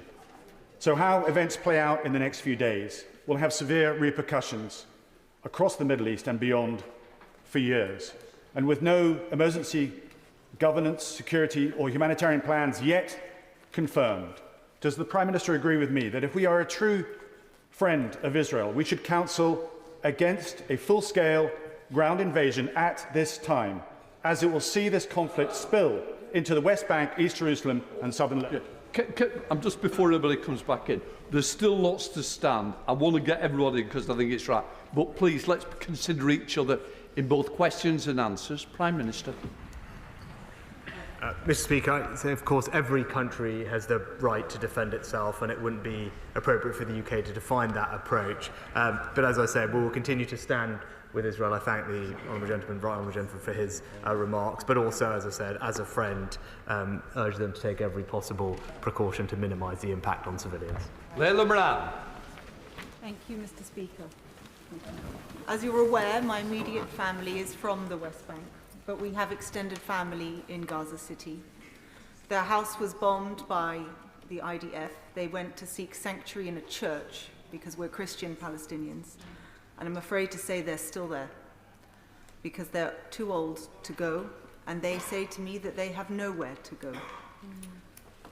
Mr. Speaker, because of this, not despite it, I attended a vigil in Oxford organised by the Jewish community, because it is between our communities that we now share profound emotions, loss and grief. And when the Prime Minister says never again, I agree with him. So will he give his assurance that it will be never again? That whenever we get through whatever is going to happen in the next few days, that he keeps the promise he made to my great-grandfather, and that there will be a Palestinian state to call our own at the end of it? Well, can I start by expressing my sympathies to the Honourable Lady and her family for what they're going through. I know it will be an incredibly difficult time for them, but can I also pay tribute to her that in spite of that, her presence at the vigil would have meant an enormous amount to many people, and the courage she has to talk about that experience here today is also admirable, and the fact that she looks forward to a more positive future. It's an ambition that I share, and this is an unspeakably difficult situation. It is a tragedy, but we must find a way to move forward to secure a more stable, peaceful settlement for those living in the Middle East, because this tragedy has reminded us all of the horrors of war, the horrors of terrorism, and we must find a way to bring peace and stability to the region, and that's what I will strive very hard to help bring about. Vicky Ford. Thank you, Mr. Speaker. As a child of Northern Ireland, I'll never forget how frightened it is to be in a schoolroom when a bomb goes across the road. And the Hamas atrocities of last weekend rewrote the definition of evil. The Prime Minister is right to have condemned Hamas. He's right to have stood beside the Jewish population. He's right to stand by Israel's duty to defend itself. But our history also tells us that terrorism is rarely defeated by further terror. So he is right to also be concerned for innocent Palestinians caught in the crossfire used as human shields. Can I thank him for what he said about Israel's need to stay within international law and for the extra additional aid that we have pledged today? And can I urge him to try and get that aid to the people who need it as quickly as possible? I thank my honourable friend for her contribution, but also can give her that reassurance, and I know she will have advice for us on how best we can do that. We're keen to make sure that aid makes a difference to as many people as quickly as possible, and we'll be working with partners to make sure that that happens. Jessica Litt. Thank you, Mr. Speaker. Hamas knew what would happen to the people that they purport to represent after their atrocious terrorist actions. They knew it would rain down fear and pain and killing in the region. Anybody in our country who purports to support them deserves, as the Prime Minister says, the full force of the law. The Prime Minister, I thank him for saying that more aid will be going to Gaza, but I want to know, in conversations that he has had with Israel, which he has said he had today, what progress has actually been made to ensure that that aid, medical supplies, fuel, namely water, is actually going to reach the people of Gaza. As my honourable friend from Sunderland has already said, people have nowhere to go, nothing is getting through, so what is Israel going to do to ensure that British aid can reach Gazans? Well, Mr. Speaker, it's also important that Egypt is involved in that conversation because of the Rafah crossing being one of the primary routes for aid to reach into Gaza, and that's why we've spoken specifically with President Sisi about that, and we'll continue to talk with him and other regional allies to find ways to bring humanitarian aid to the region as quickly as possible. Robert Butler. My right honourable friend for his statement and his unequivocal condemnation of calculated acts of murder and hostage taking, which are deliberately designed to provoke a response that plunges the entire region, if not the wider world, into greater conflict. What assessment is my right honourable friend of the government making of current escalations on the northern border of Israel and Lebanon? We hear this afternoon of an evacuation of Israeli citizens within 2 kilometres of the border. Does he think that this might well be a further escalation of the situation and all part of a calculated plan to plunge the region into chaos? Mr. Speaker, we absolutely don't want to see regional escalation, and one of the ways we can help ensure that doesn't happen, he specifically mentioned Lebanon, is the deployment of our surveillance assets, which went into the region last week, with further to follow by the end of this week. And for example, one of the things they can do is track and interdict arms shipments that might be going into Hezbollah, for example, something that none of us will want to see, which is why we've deployed those assets, and partners are grateful for our intervention because no one wants to see an escalation of this conflict. Catherine Smith. Some of the most vulnerable citizens in the event of war are people with disabilities. So can I ask the Prime Minister what representations the government has made for the protection, particularly of people with disabilities in northern Gaza who are unable to move? Mr. Speaker, in all our conversations, we'll continue to call on Israel to take every precaution to avoid harming civilians and do everything we can to bring humanitarian support to the region. During the Prime Minister's school visit this morning, we heard incredibly powerful speeches from students about the situation, showing the anguish felt about the worst attack on Jewish people since the Holocaust. So in light of that, will he ensure that the unequivocal support for Israel that is expressed today is maintained and doesn't weaken in the difficult days ahead as Israel does what it has to do to remove the capacity of Hamas ever to do this again. Can I thank my honourable friend for welcoming me to her constituency this morning and for joining with me in what was an incredibly powerful visit to one of her local schools, and I praise the courage and eloquence of the students that we heard, who were incredible in explaining how this has affected them and their families, and she has my assurance we will continue to stand with Israel, as I said this morning, not just today, not just tomorrow, but always. Sir Tony Lloyd. Thank you, Mr. Speaker. The Prime Minister is absolutely right to say the unspeakable actions of Hamas means that Israel not simply has the right but a duty to protect its own citizens. But Israel also has a duty to protect innocent Palestinians. And I must ask the Prime Minister, Mr. Speaker, with Israel cutting off food, cutting off water, how does this seriously bring the hostages home? How does it seriously help to defeat Hamas? Mr. Speaker, it's not right for us to prescribe for another country how best they can exercise their lawful right and indeed duty to self-defence, but as a friend we will continue to call on Israel to take every precaution to avoid harming civilians. Barry. Thank you.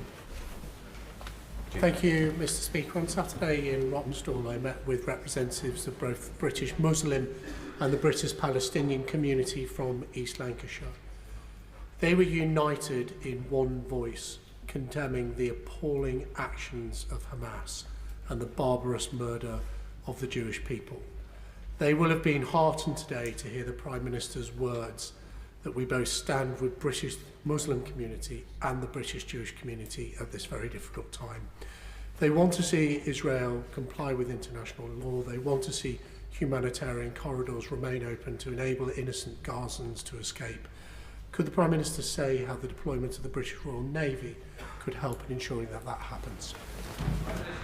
Well, Mr. Speaker, I know this will be something that's important to my right honourable friend, and like him, we recognise that this is a moment, as I said, of anguish for the British Muslim communities who are appalled by Hamas's actions but fearful of the response. And as I said, we mourn the loss of every innocent life, civilians of every faith, every nationality who have been killed. Our Navy assets can help, as I said, ensure that illegal arms shipments don't find their way to people like Hezbollah, but also the assets that we're deploying next week will be there as a contingency and can provide humanitarian assistance if and as required, which I think will be a valuable contribution to the role we can play.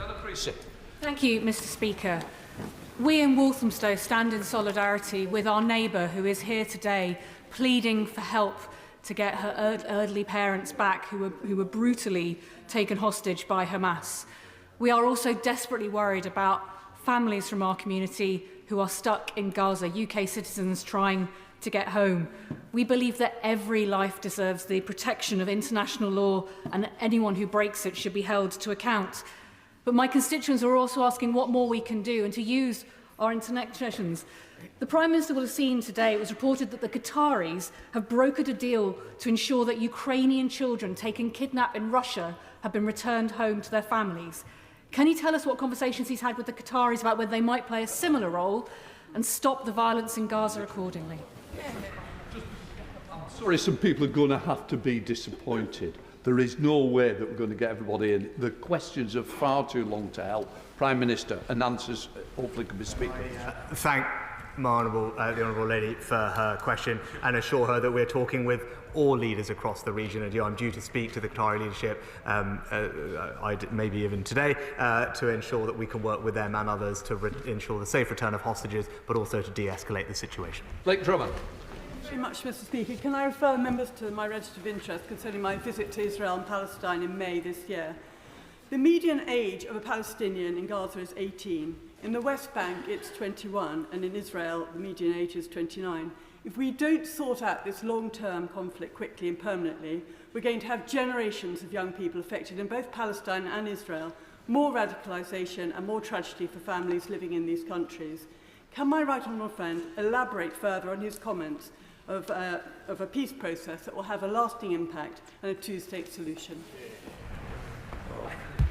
Mr. Speaker, it's precisely because Hamas has tried to kill off that notion of a peaceful settlement for the Middle East, of peace and stability for Palestinians and Israelis, security for both of those communities, that we must redouble our efforts to bring that about. And there's been very much the subject of the conversations that I have had and will continue to have with leaders around the region. In any way that we can contribute to that, we will.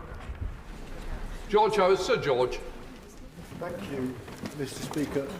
Can I thank the Prime Minister and my right honourable friend, the Leader of the Opposition, for the statements they both made at the beginning of these proceedings.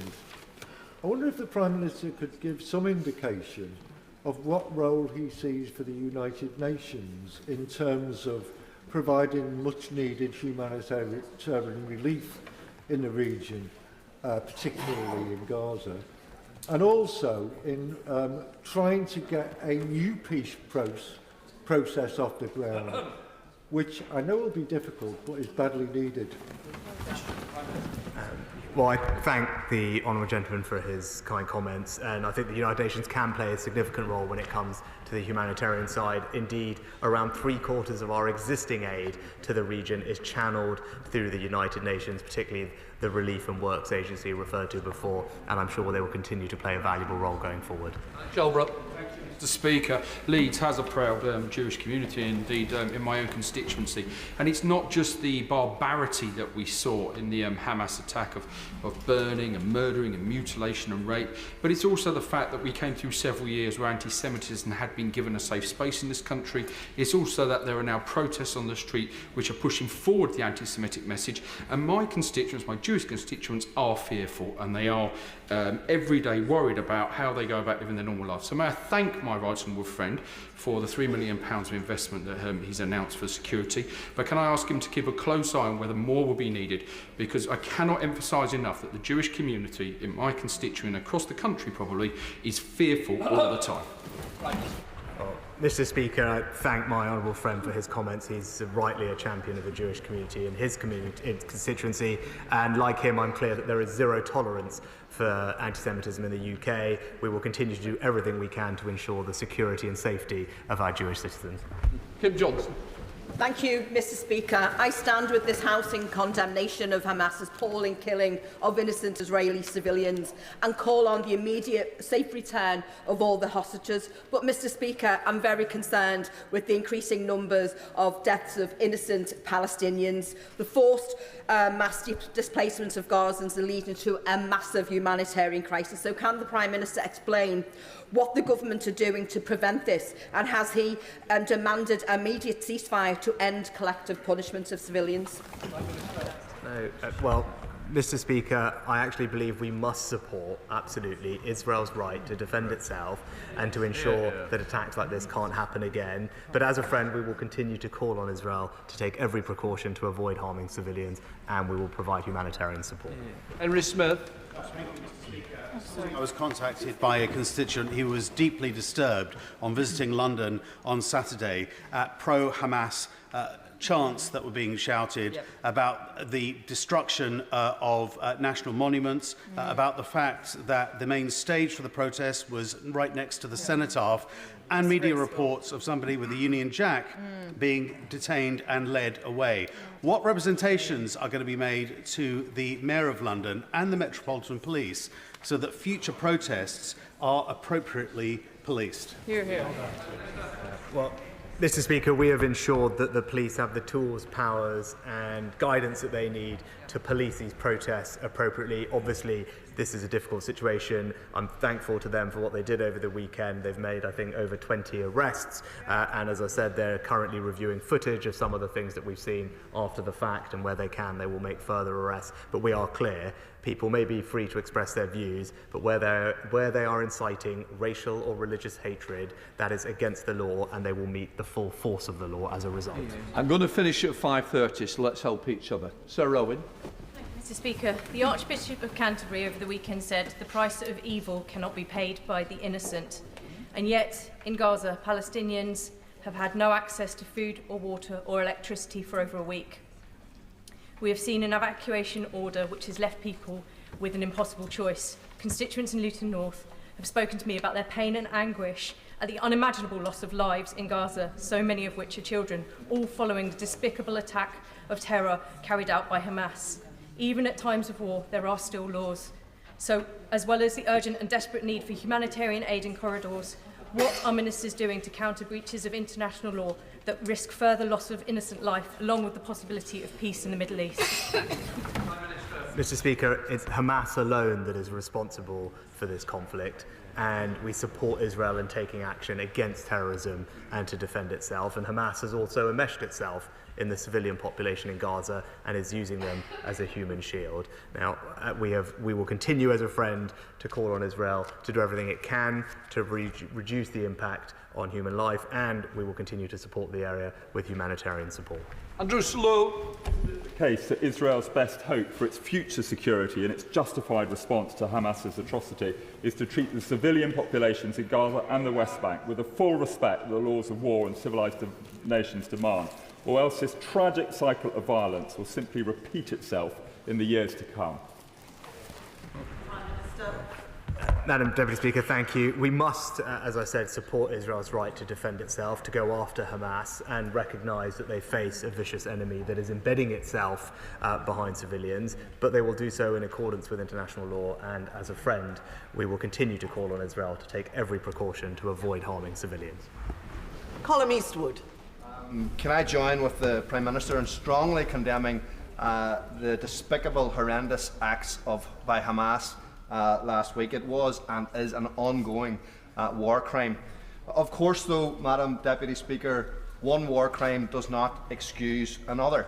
So will the Prime Minister please speak to Prime Minister Netanyahu and ask him to stop dropping bombs on innocent children in Gaza? Some of us know all too well that unspeakable violence should not be met with unspeakable violence. We know in Ireland that the only option is to relentlessly pursue peace through dialogue.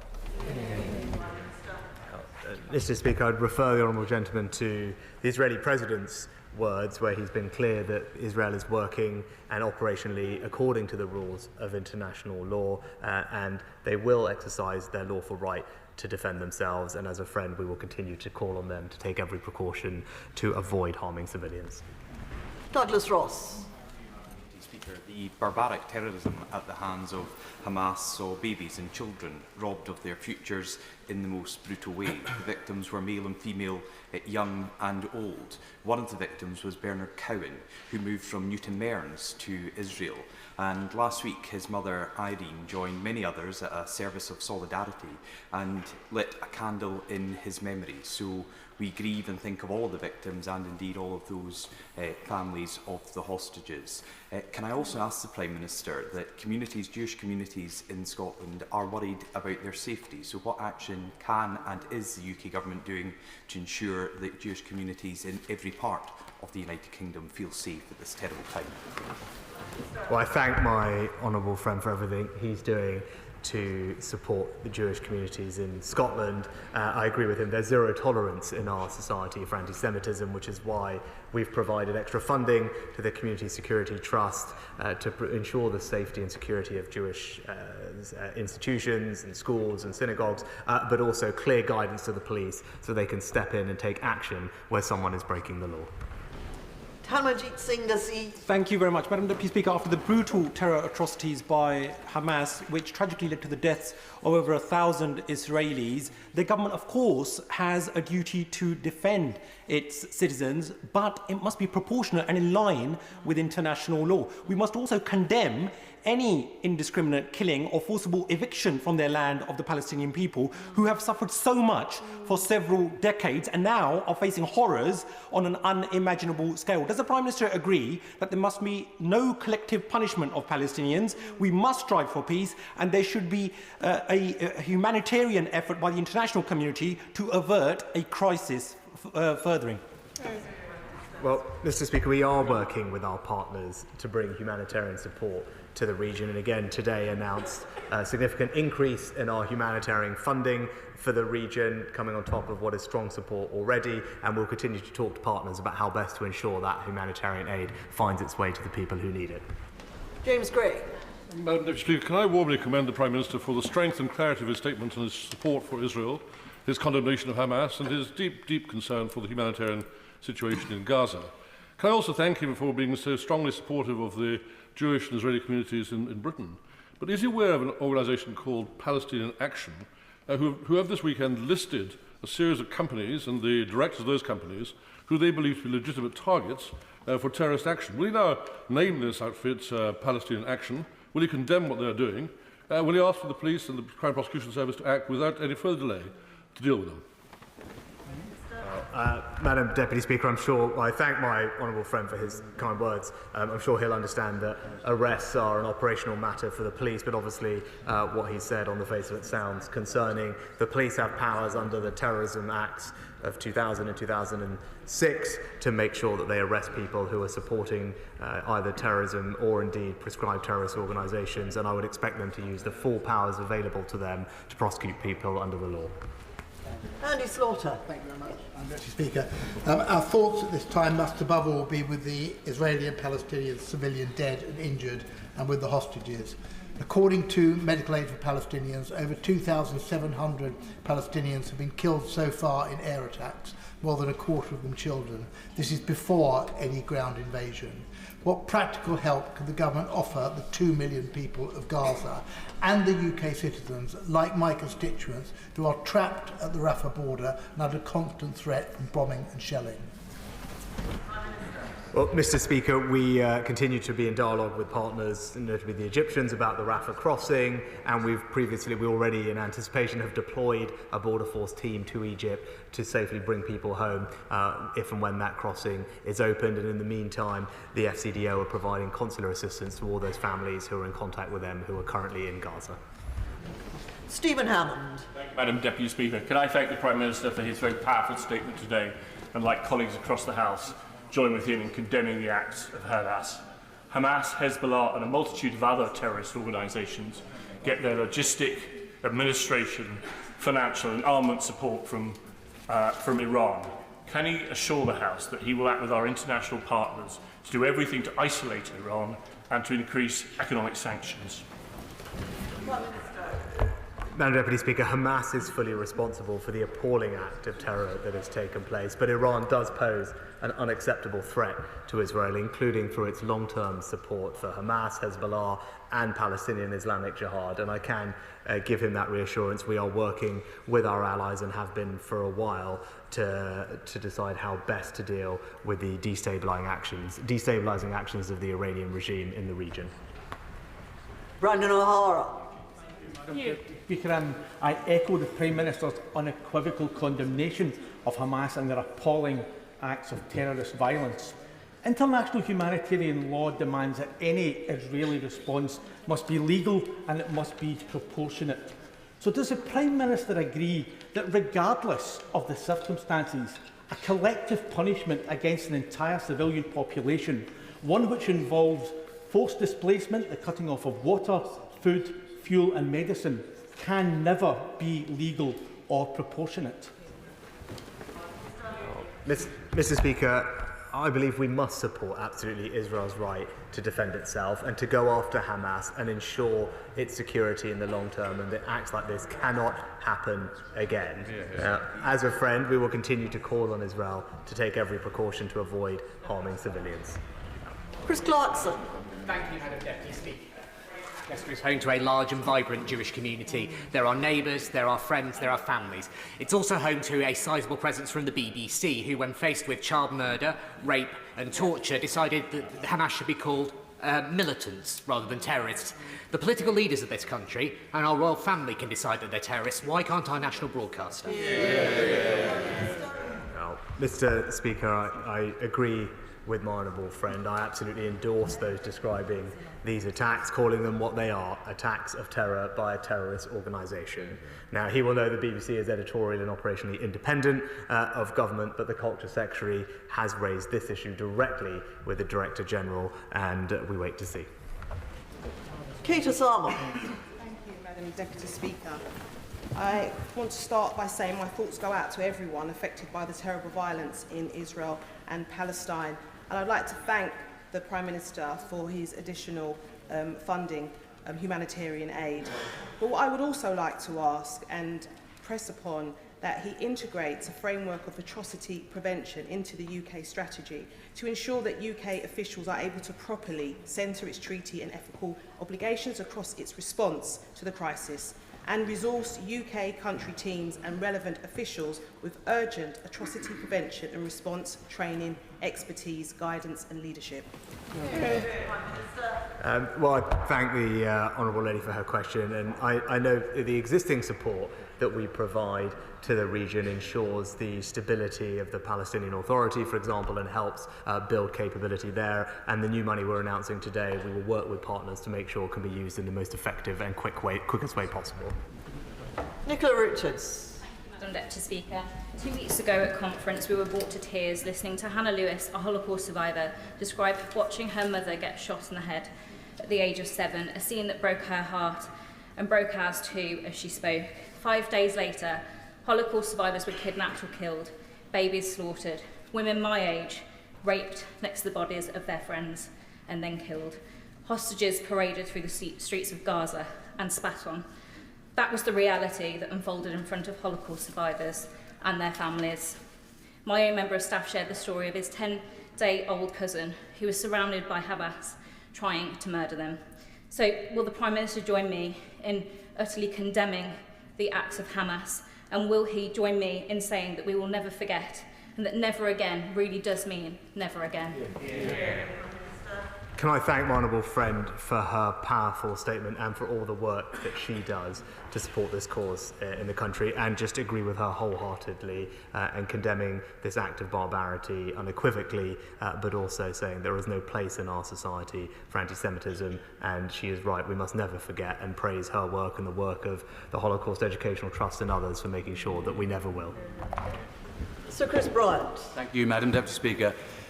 I wish the horrific terrorist attacks last week by Hamas had been truly exceptional.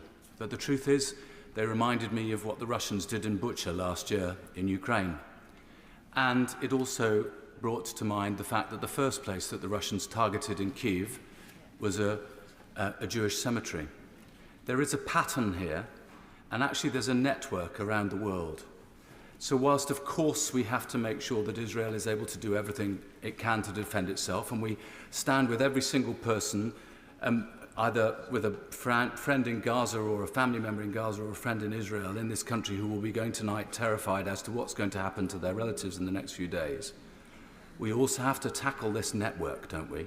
That means, in particular, having some tough words with Qatar about why they have hosted so many people from Hamas over these recent years, doesn't it? Well, Mr. Speaker, I thank the honourable gentleman for his powerful words, but also say to him that we will continue to speak to all people in the region, all leaders, to find ways to de-escalate this crisis and make sure that we can bring about an end to the evil that Hamas represents. And he's right, it isn't just limited to this particular conflict, it is much more widespread than that, and that's why we need to work with our allies to stamp it out across the world. David Jones. Madam Deputy Speaker, Hamas is an Iranian proxy terror organisation and designated as such under the Terrorism Act of 2000. Credible reports indicate that the attacks of the 7th October were planned in concert with Iran's Islamic Revolutionary Guard Corps. Honourable members have for many years been calling for the proscription of the IRGC as a terrorist organisation, and those calls have been repeated today. And whilst I understand that the government does not indicate in advance what action it intends to take under the Terrorism Act, may I assure my right honourable friend that if honourable members were to wake up tomorrow morning and hear on the news that it had been so designated today, they would be extremely relieved and grateful to him. Well, I agree with my honourable friend that Iran poses both an unacceptable threat to Israel but also a destabilising influence throughout the region, which is why we have sanctioned more than 350 Iranian individuals, including the entirety of the IRGC, but also our new National Security Act gives us the powers we need to keep us safe here at home, and I can assure him that we will continue to work closely with our allies in finding the best possible way to contain Iran's pernicious activities. Tulip Siddiq. Thank you, Madam Deputy Speaker. I represent one of the biggest Jewish communities in the country in my constituency of Hampstead and Kilburn. And following on from Hamas's brutal attack on Israel, there's been an increase of anti-Semitic incidents in my local area. Most heartbreakingly, I've had emails from local parents who are very worried about their children going to a local Jewish school in my constituency because there's been aggressive men standing outside taking photos, and some of the parents have had their car tyres slashed as well. I know that the Prime Minister has pledged support to Jewish institutions, but could I ask him to commit publicly to make sure this support actually reaches local Jewish schools, and could he provide some much-needed reassurance to the local parents in Hampstead and Kilburn? Well, the Honourable Lady makes an excellent point, and that's why I visited a Jewish school in North London this morning to make sure that the community there knew that I will do everything I can to keep them safe. That's why last week I met with the Community Security Trust to do an excellent job, and we provided them with extra funding, who I know they will ensure that it does get to the front line, whether that's schools, synagogues or other institutions. We will continue to do everything we can to keep our Jewish community safe, and what's happening to our school children is simply unacceptable and sickening, and we'll work very hard to bring it to an end. Hunt. Deputy Speaker, I think it is disgusting to choose the day after the massacre to go outside the Israeli embassy and start waving Palestinian flags. I also find what happened at the cenotaph disgusting. But those who are explicitly pro-Hamas are on a different level. Would the Prime Minister agree with me that it's important to work with the Home Office, and where it is possible, for these individuals to be deported if it is possible, because they do not share our values and they are not welcome in this country?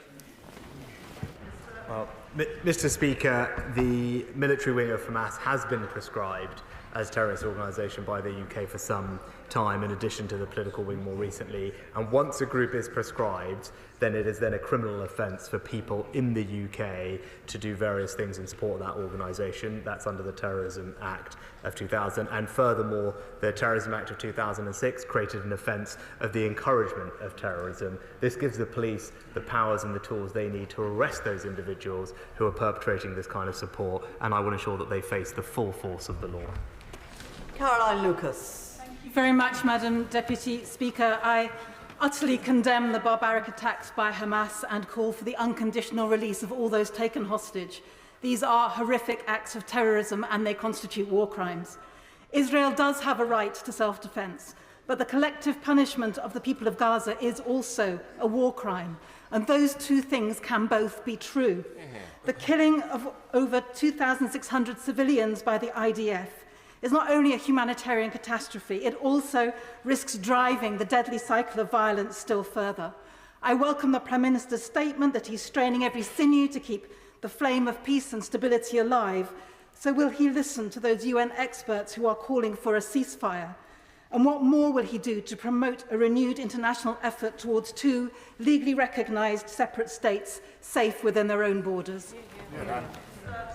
Mr. Speaker, I'd just say to the Honourable Lady, it's that vision of a safe, secure, two-state solution that Hamas has tried to kill off with its terrorist atrocity over the past week, and that's why I absolutely do support Israel's right to defend itself. It must be able to go after Hamas, to take back hostages, and to strengthen its security for the long term and ensure that this can't happen again. Now, as a friend, we will continue to call on Israel to take every precaution to avoid harming civilians, and we will continue to work with international partners to bring humanitarian support to the region. James Sunderland. Madam Speaker, given the appalling terrorist atrocities and violent events of the past 10 days, not to mention the division that we're now seeing on our streets, does the Prime Minister agree that it is time for cool heads, for dialling down the rhetoric, for restraint, and for objective leadership right across the political community, with a view to providing humanitarian support in Gaza, defeating Hamas and bringing people home? Yes. Mr. Speaker, Madam Deputy Speaker, those are all absolutely the right objectives, and we are working on all three, particularly working with regional partners to de-escalate violence, but also bringing humanitarian support to the region, but also thinking about a brighter future where people can live peacefully and securely side by side. Chris Stevens. Madam Deputy Speaker, can the Prime Minister, as well as the discussions he's had with his international counterparts, tell us what discussions his government's had with international aid organisations, particularly around ensuring that if the Rafah border is open, to allow for a humanitarian corridor that aid is successfully coordinated? And has there been a discussion about who will take responsibility for displaced Palestinian civilians who will have nowhere to go? And does he support the principle those Palestinian civilians have the right to return home at the earliest opportunity? Well, Madam Deputy Speaker, I'm proud that we've been a long-standing, significant supporter of aid to the region and have regular dialogue with agencies like the UN. Indeed, our support to the UN directly helps around 5.8 million Palestinian refugees every single year over the past few years. We've announced an increase in that funding today by around a third, which is significant, and we will work with partner agencies to find the most effective and quickest way to get that aid to the people who need it. Sir Simon Clarke. Thank you, Madam Deputy Speaker. And in unequivocally condemning the barbarity of Hamas, I associate myself with the remarks of my right honourable friend from Clwyd West a few moments ago about the IRGC and Iran. Can I ask specifically about the aid we've pledged today for the Palestinians? Clearly, we've seen that Hamas has been misappropriating aid, including using piping designed for water to fire missiles at Israel. How will we make sure that aid that goes into the Gaza Strip isn't actually used to strengthen Hamas? A very good question from a right honourable friend, and something that we review very carefully, monitor very carefully. We channel the vast majority of our aid in the Palestinian territories through the UN, and it is almost overwhelmingly on humanitarian purposes, health, education, and the protection services for Palestinians. We do not provide any bilateral financing aid into the region, so that should give him some reassurance. But of course, with the new investment we're announcing today, we'll make sure that it goes on the things that we care about to the people that we care about. Sir Stephen Timms. Thank you, Madam Deputy Speaker. I agree with the Prime Minister that Israel's response needs to be constrained by international humanitarian law. What steps will the government be taking to monitor compliance with those constraints in the coming days? And how many days do you think it will now be before urgently needed humanitarian relief can be taken into Gaza?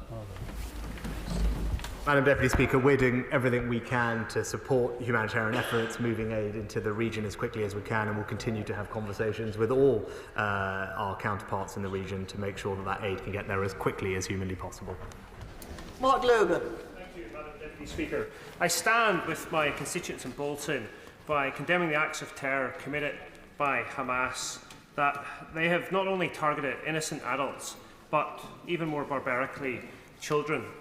The government, at the onset of the horrific atrocities, rightly reaches out its hand to the victims of unspeakable terrorism.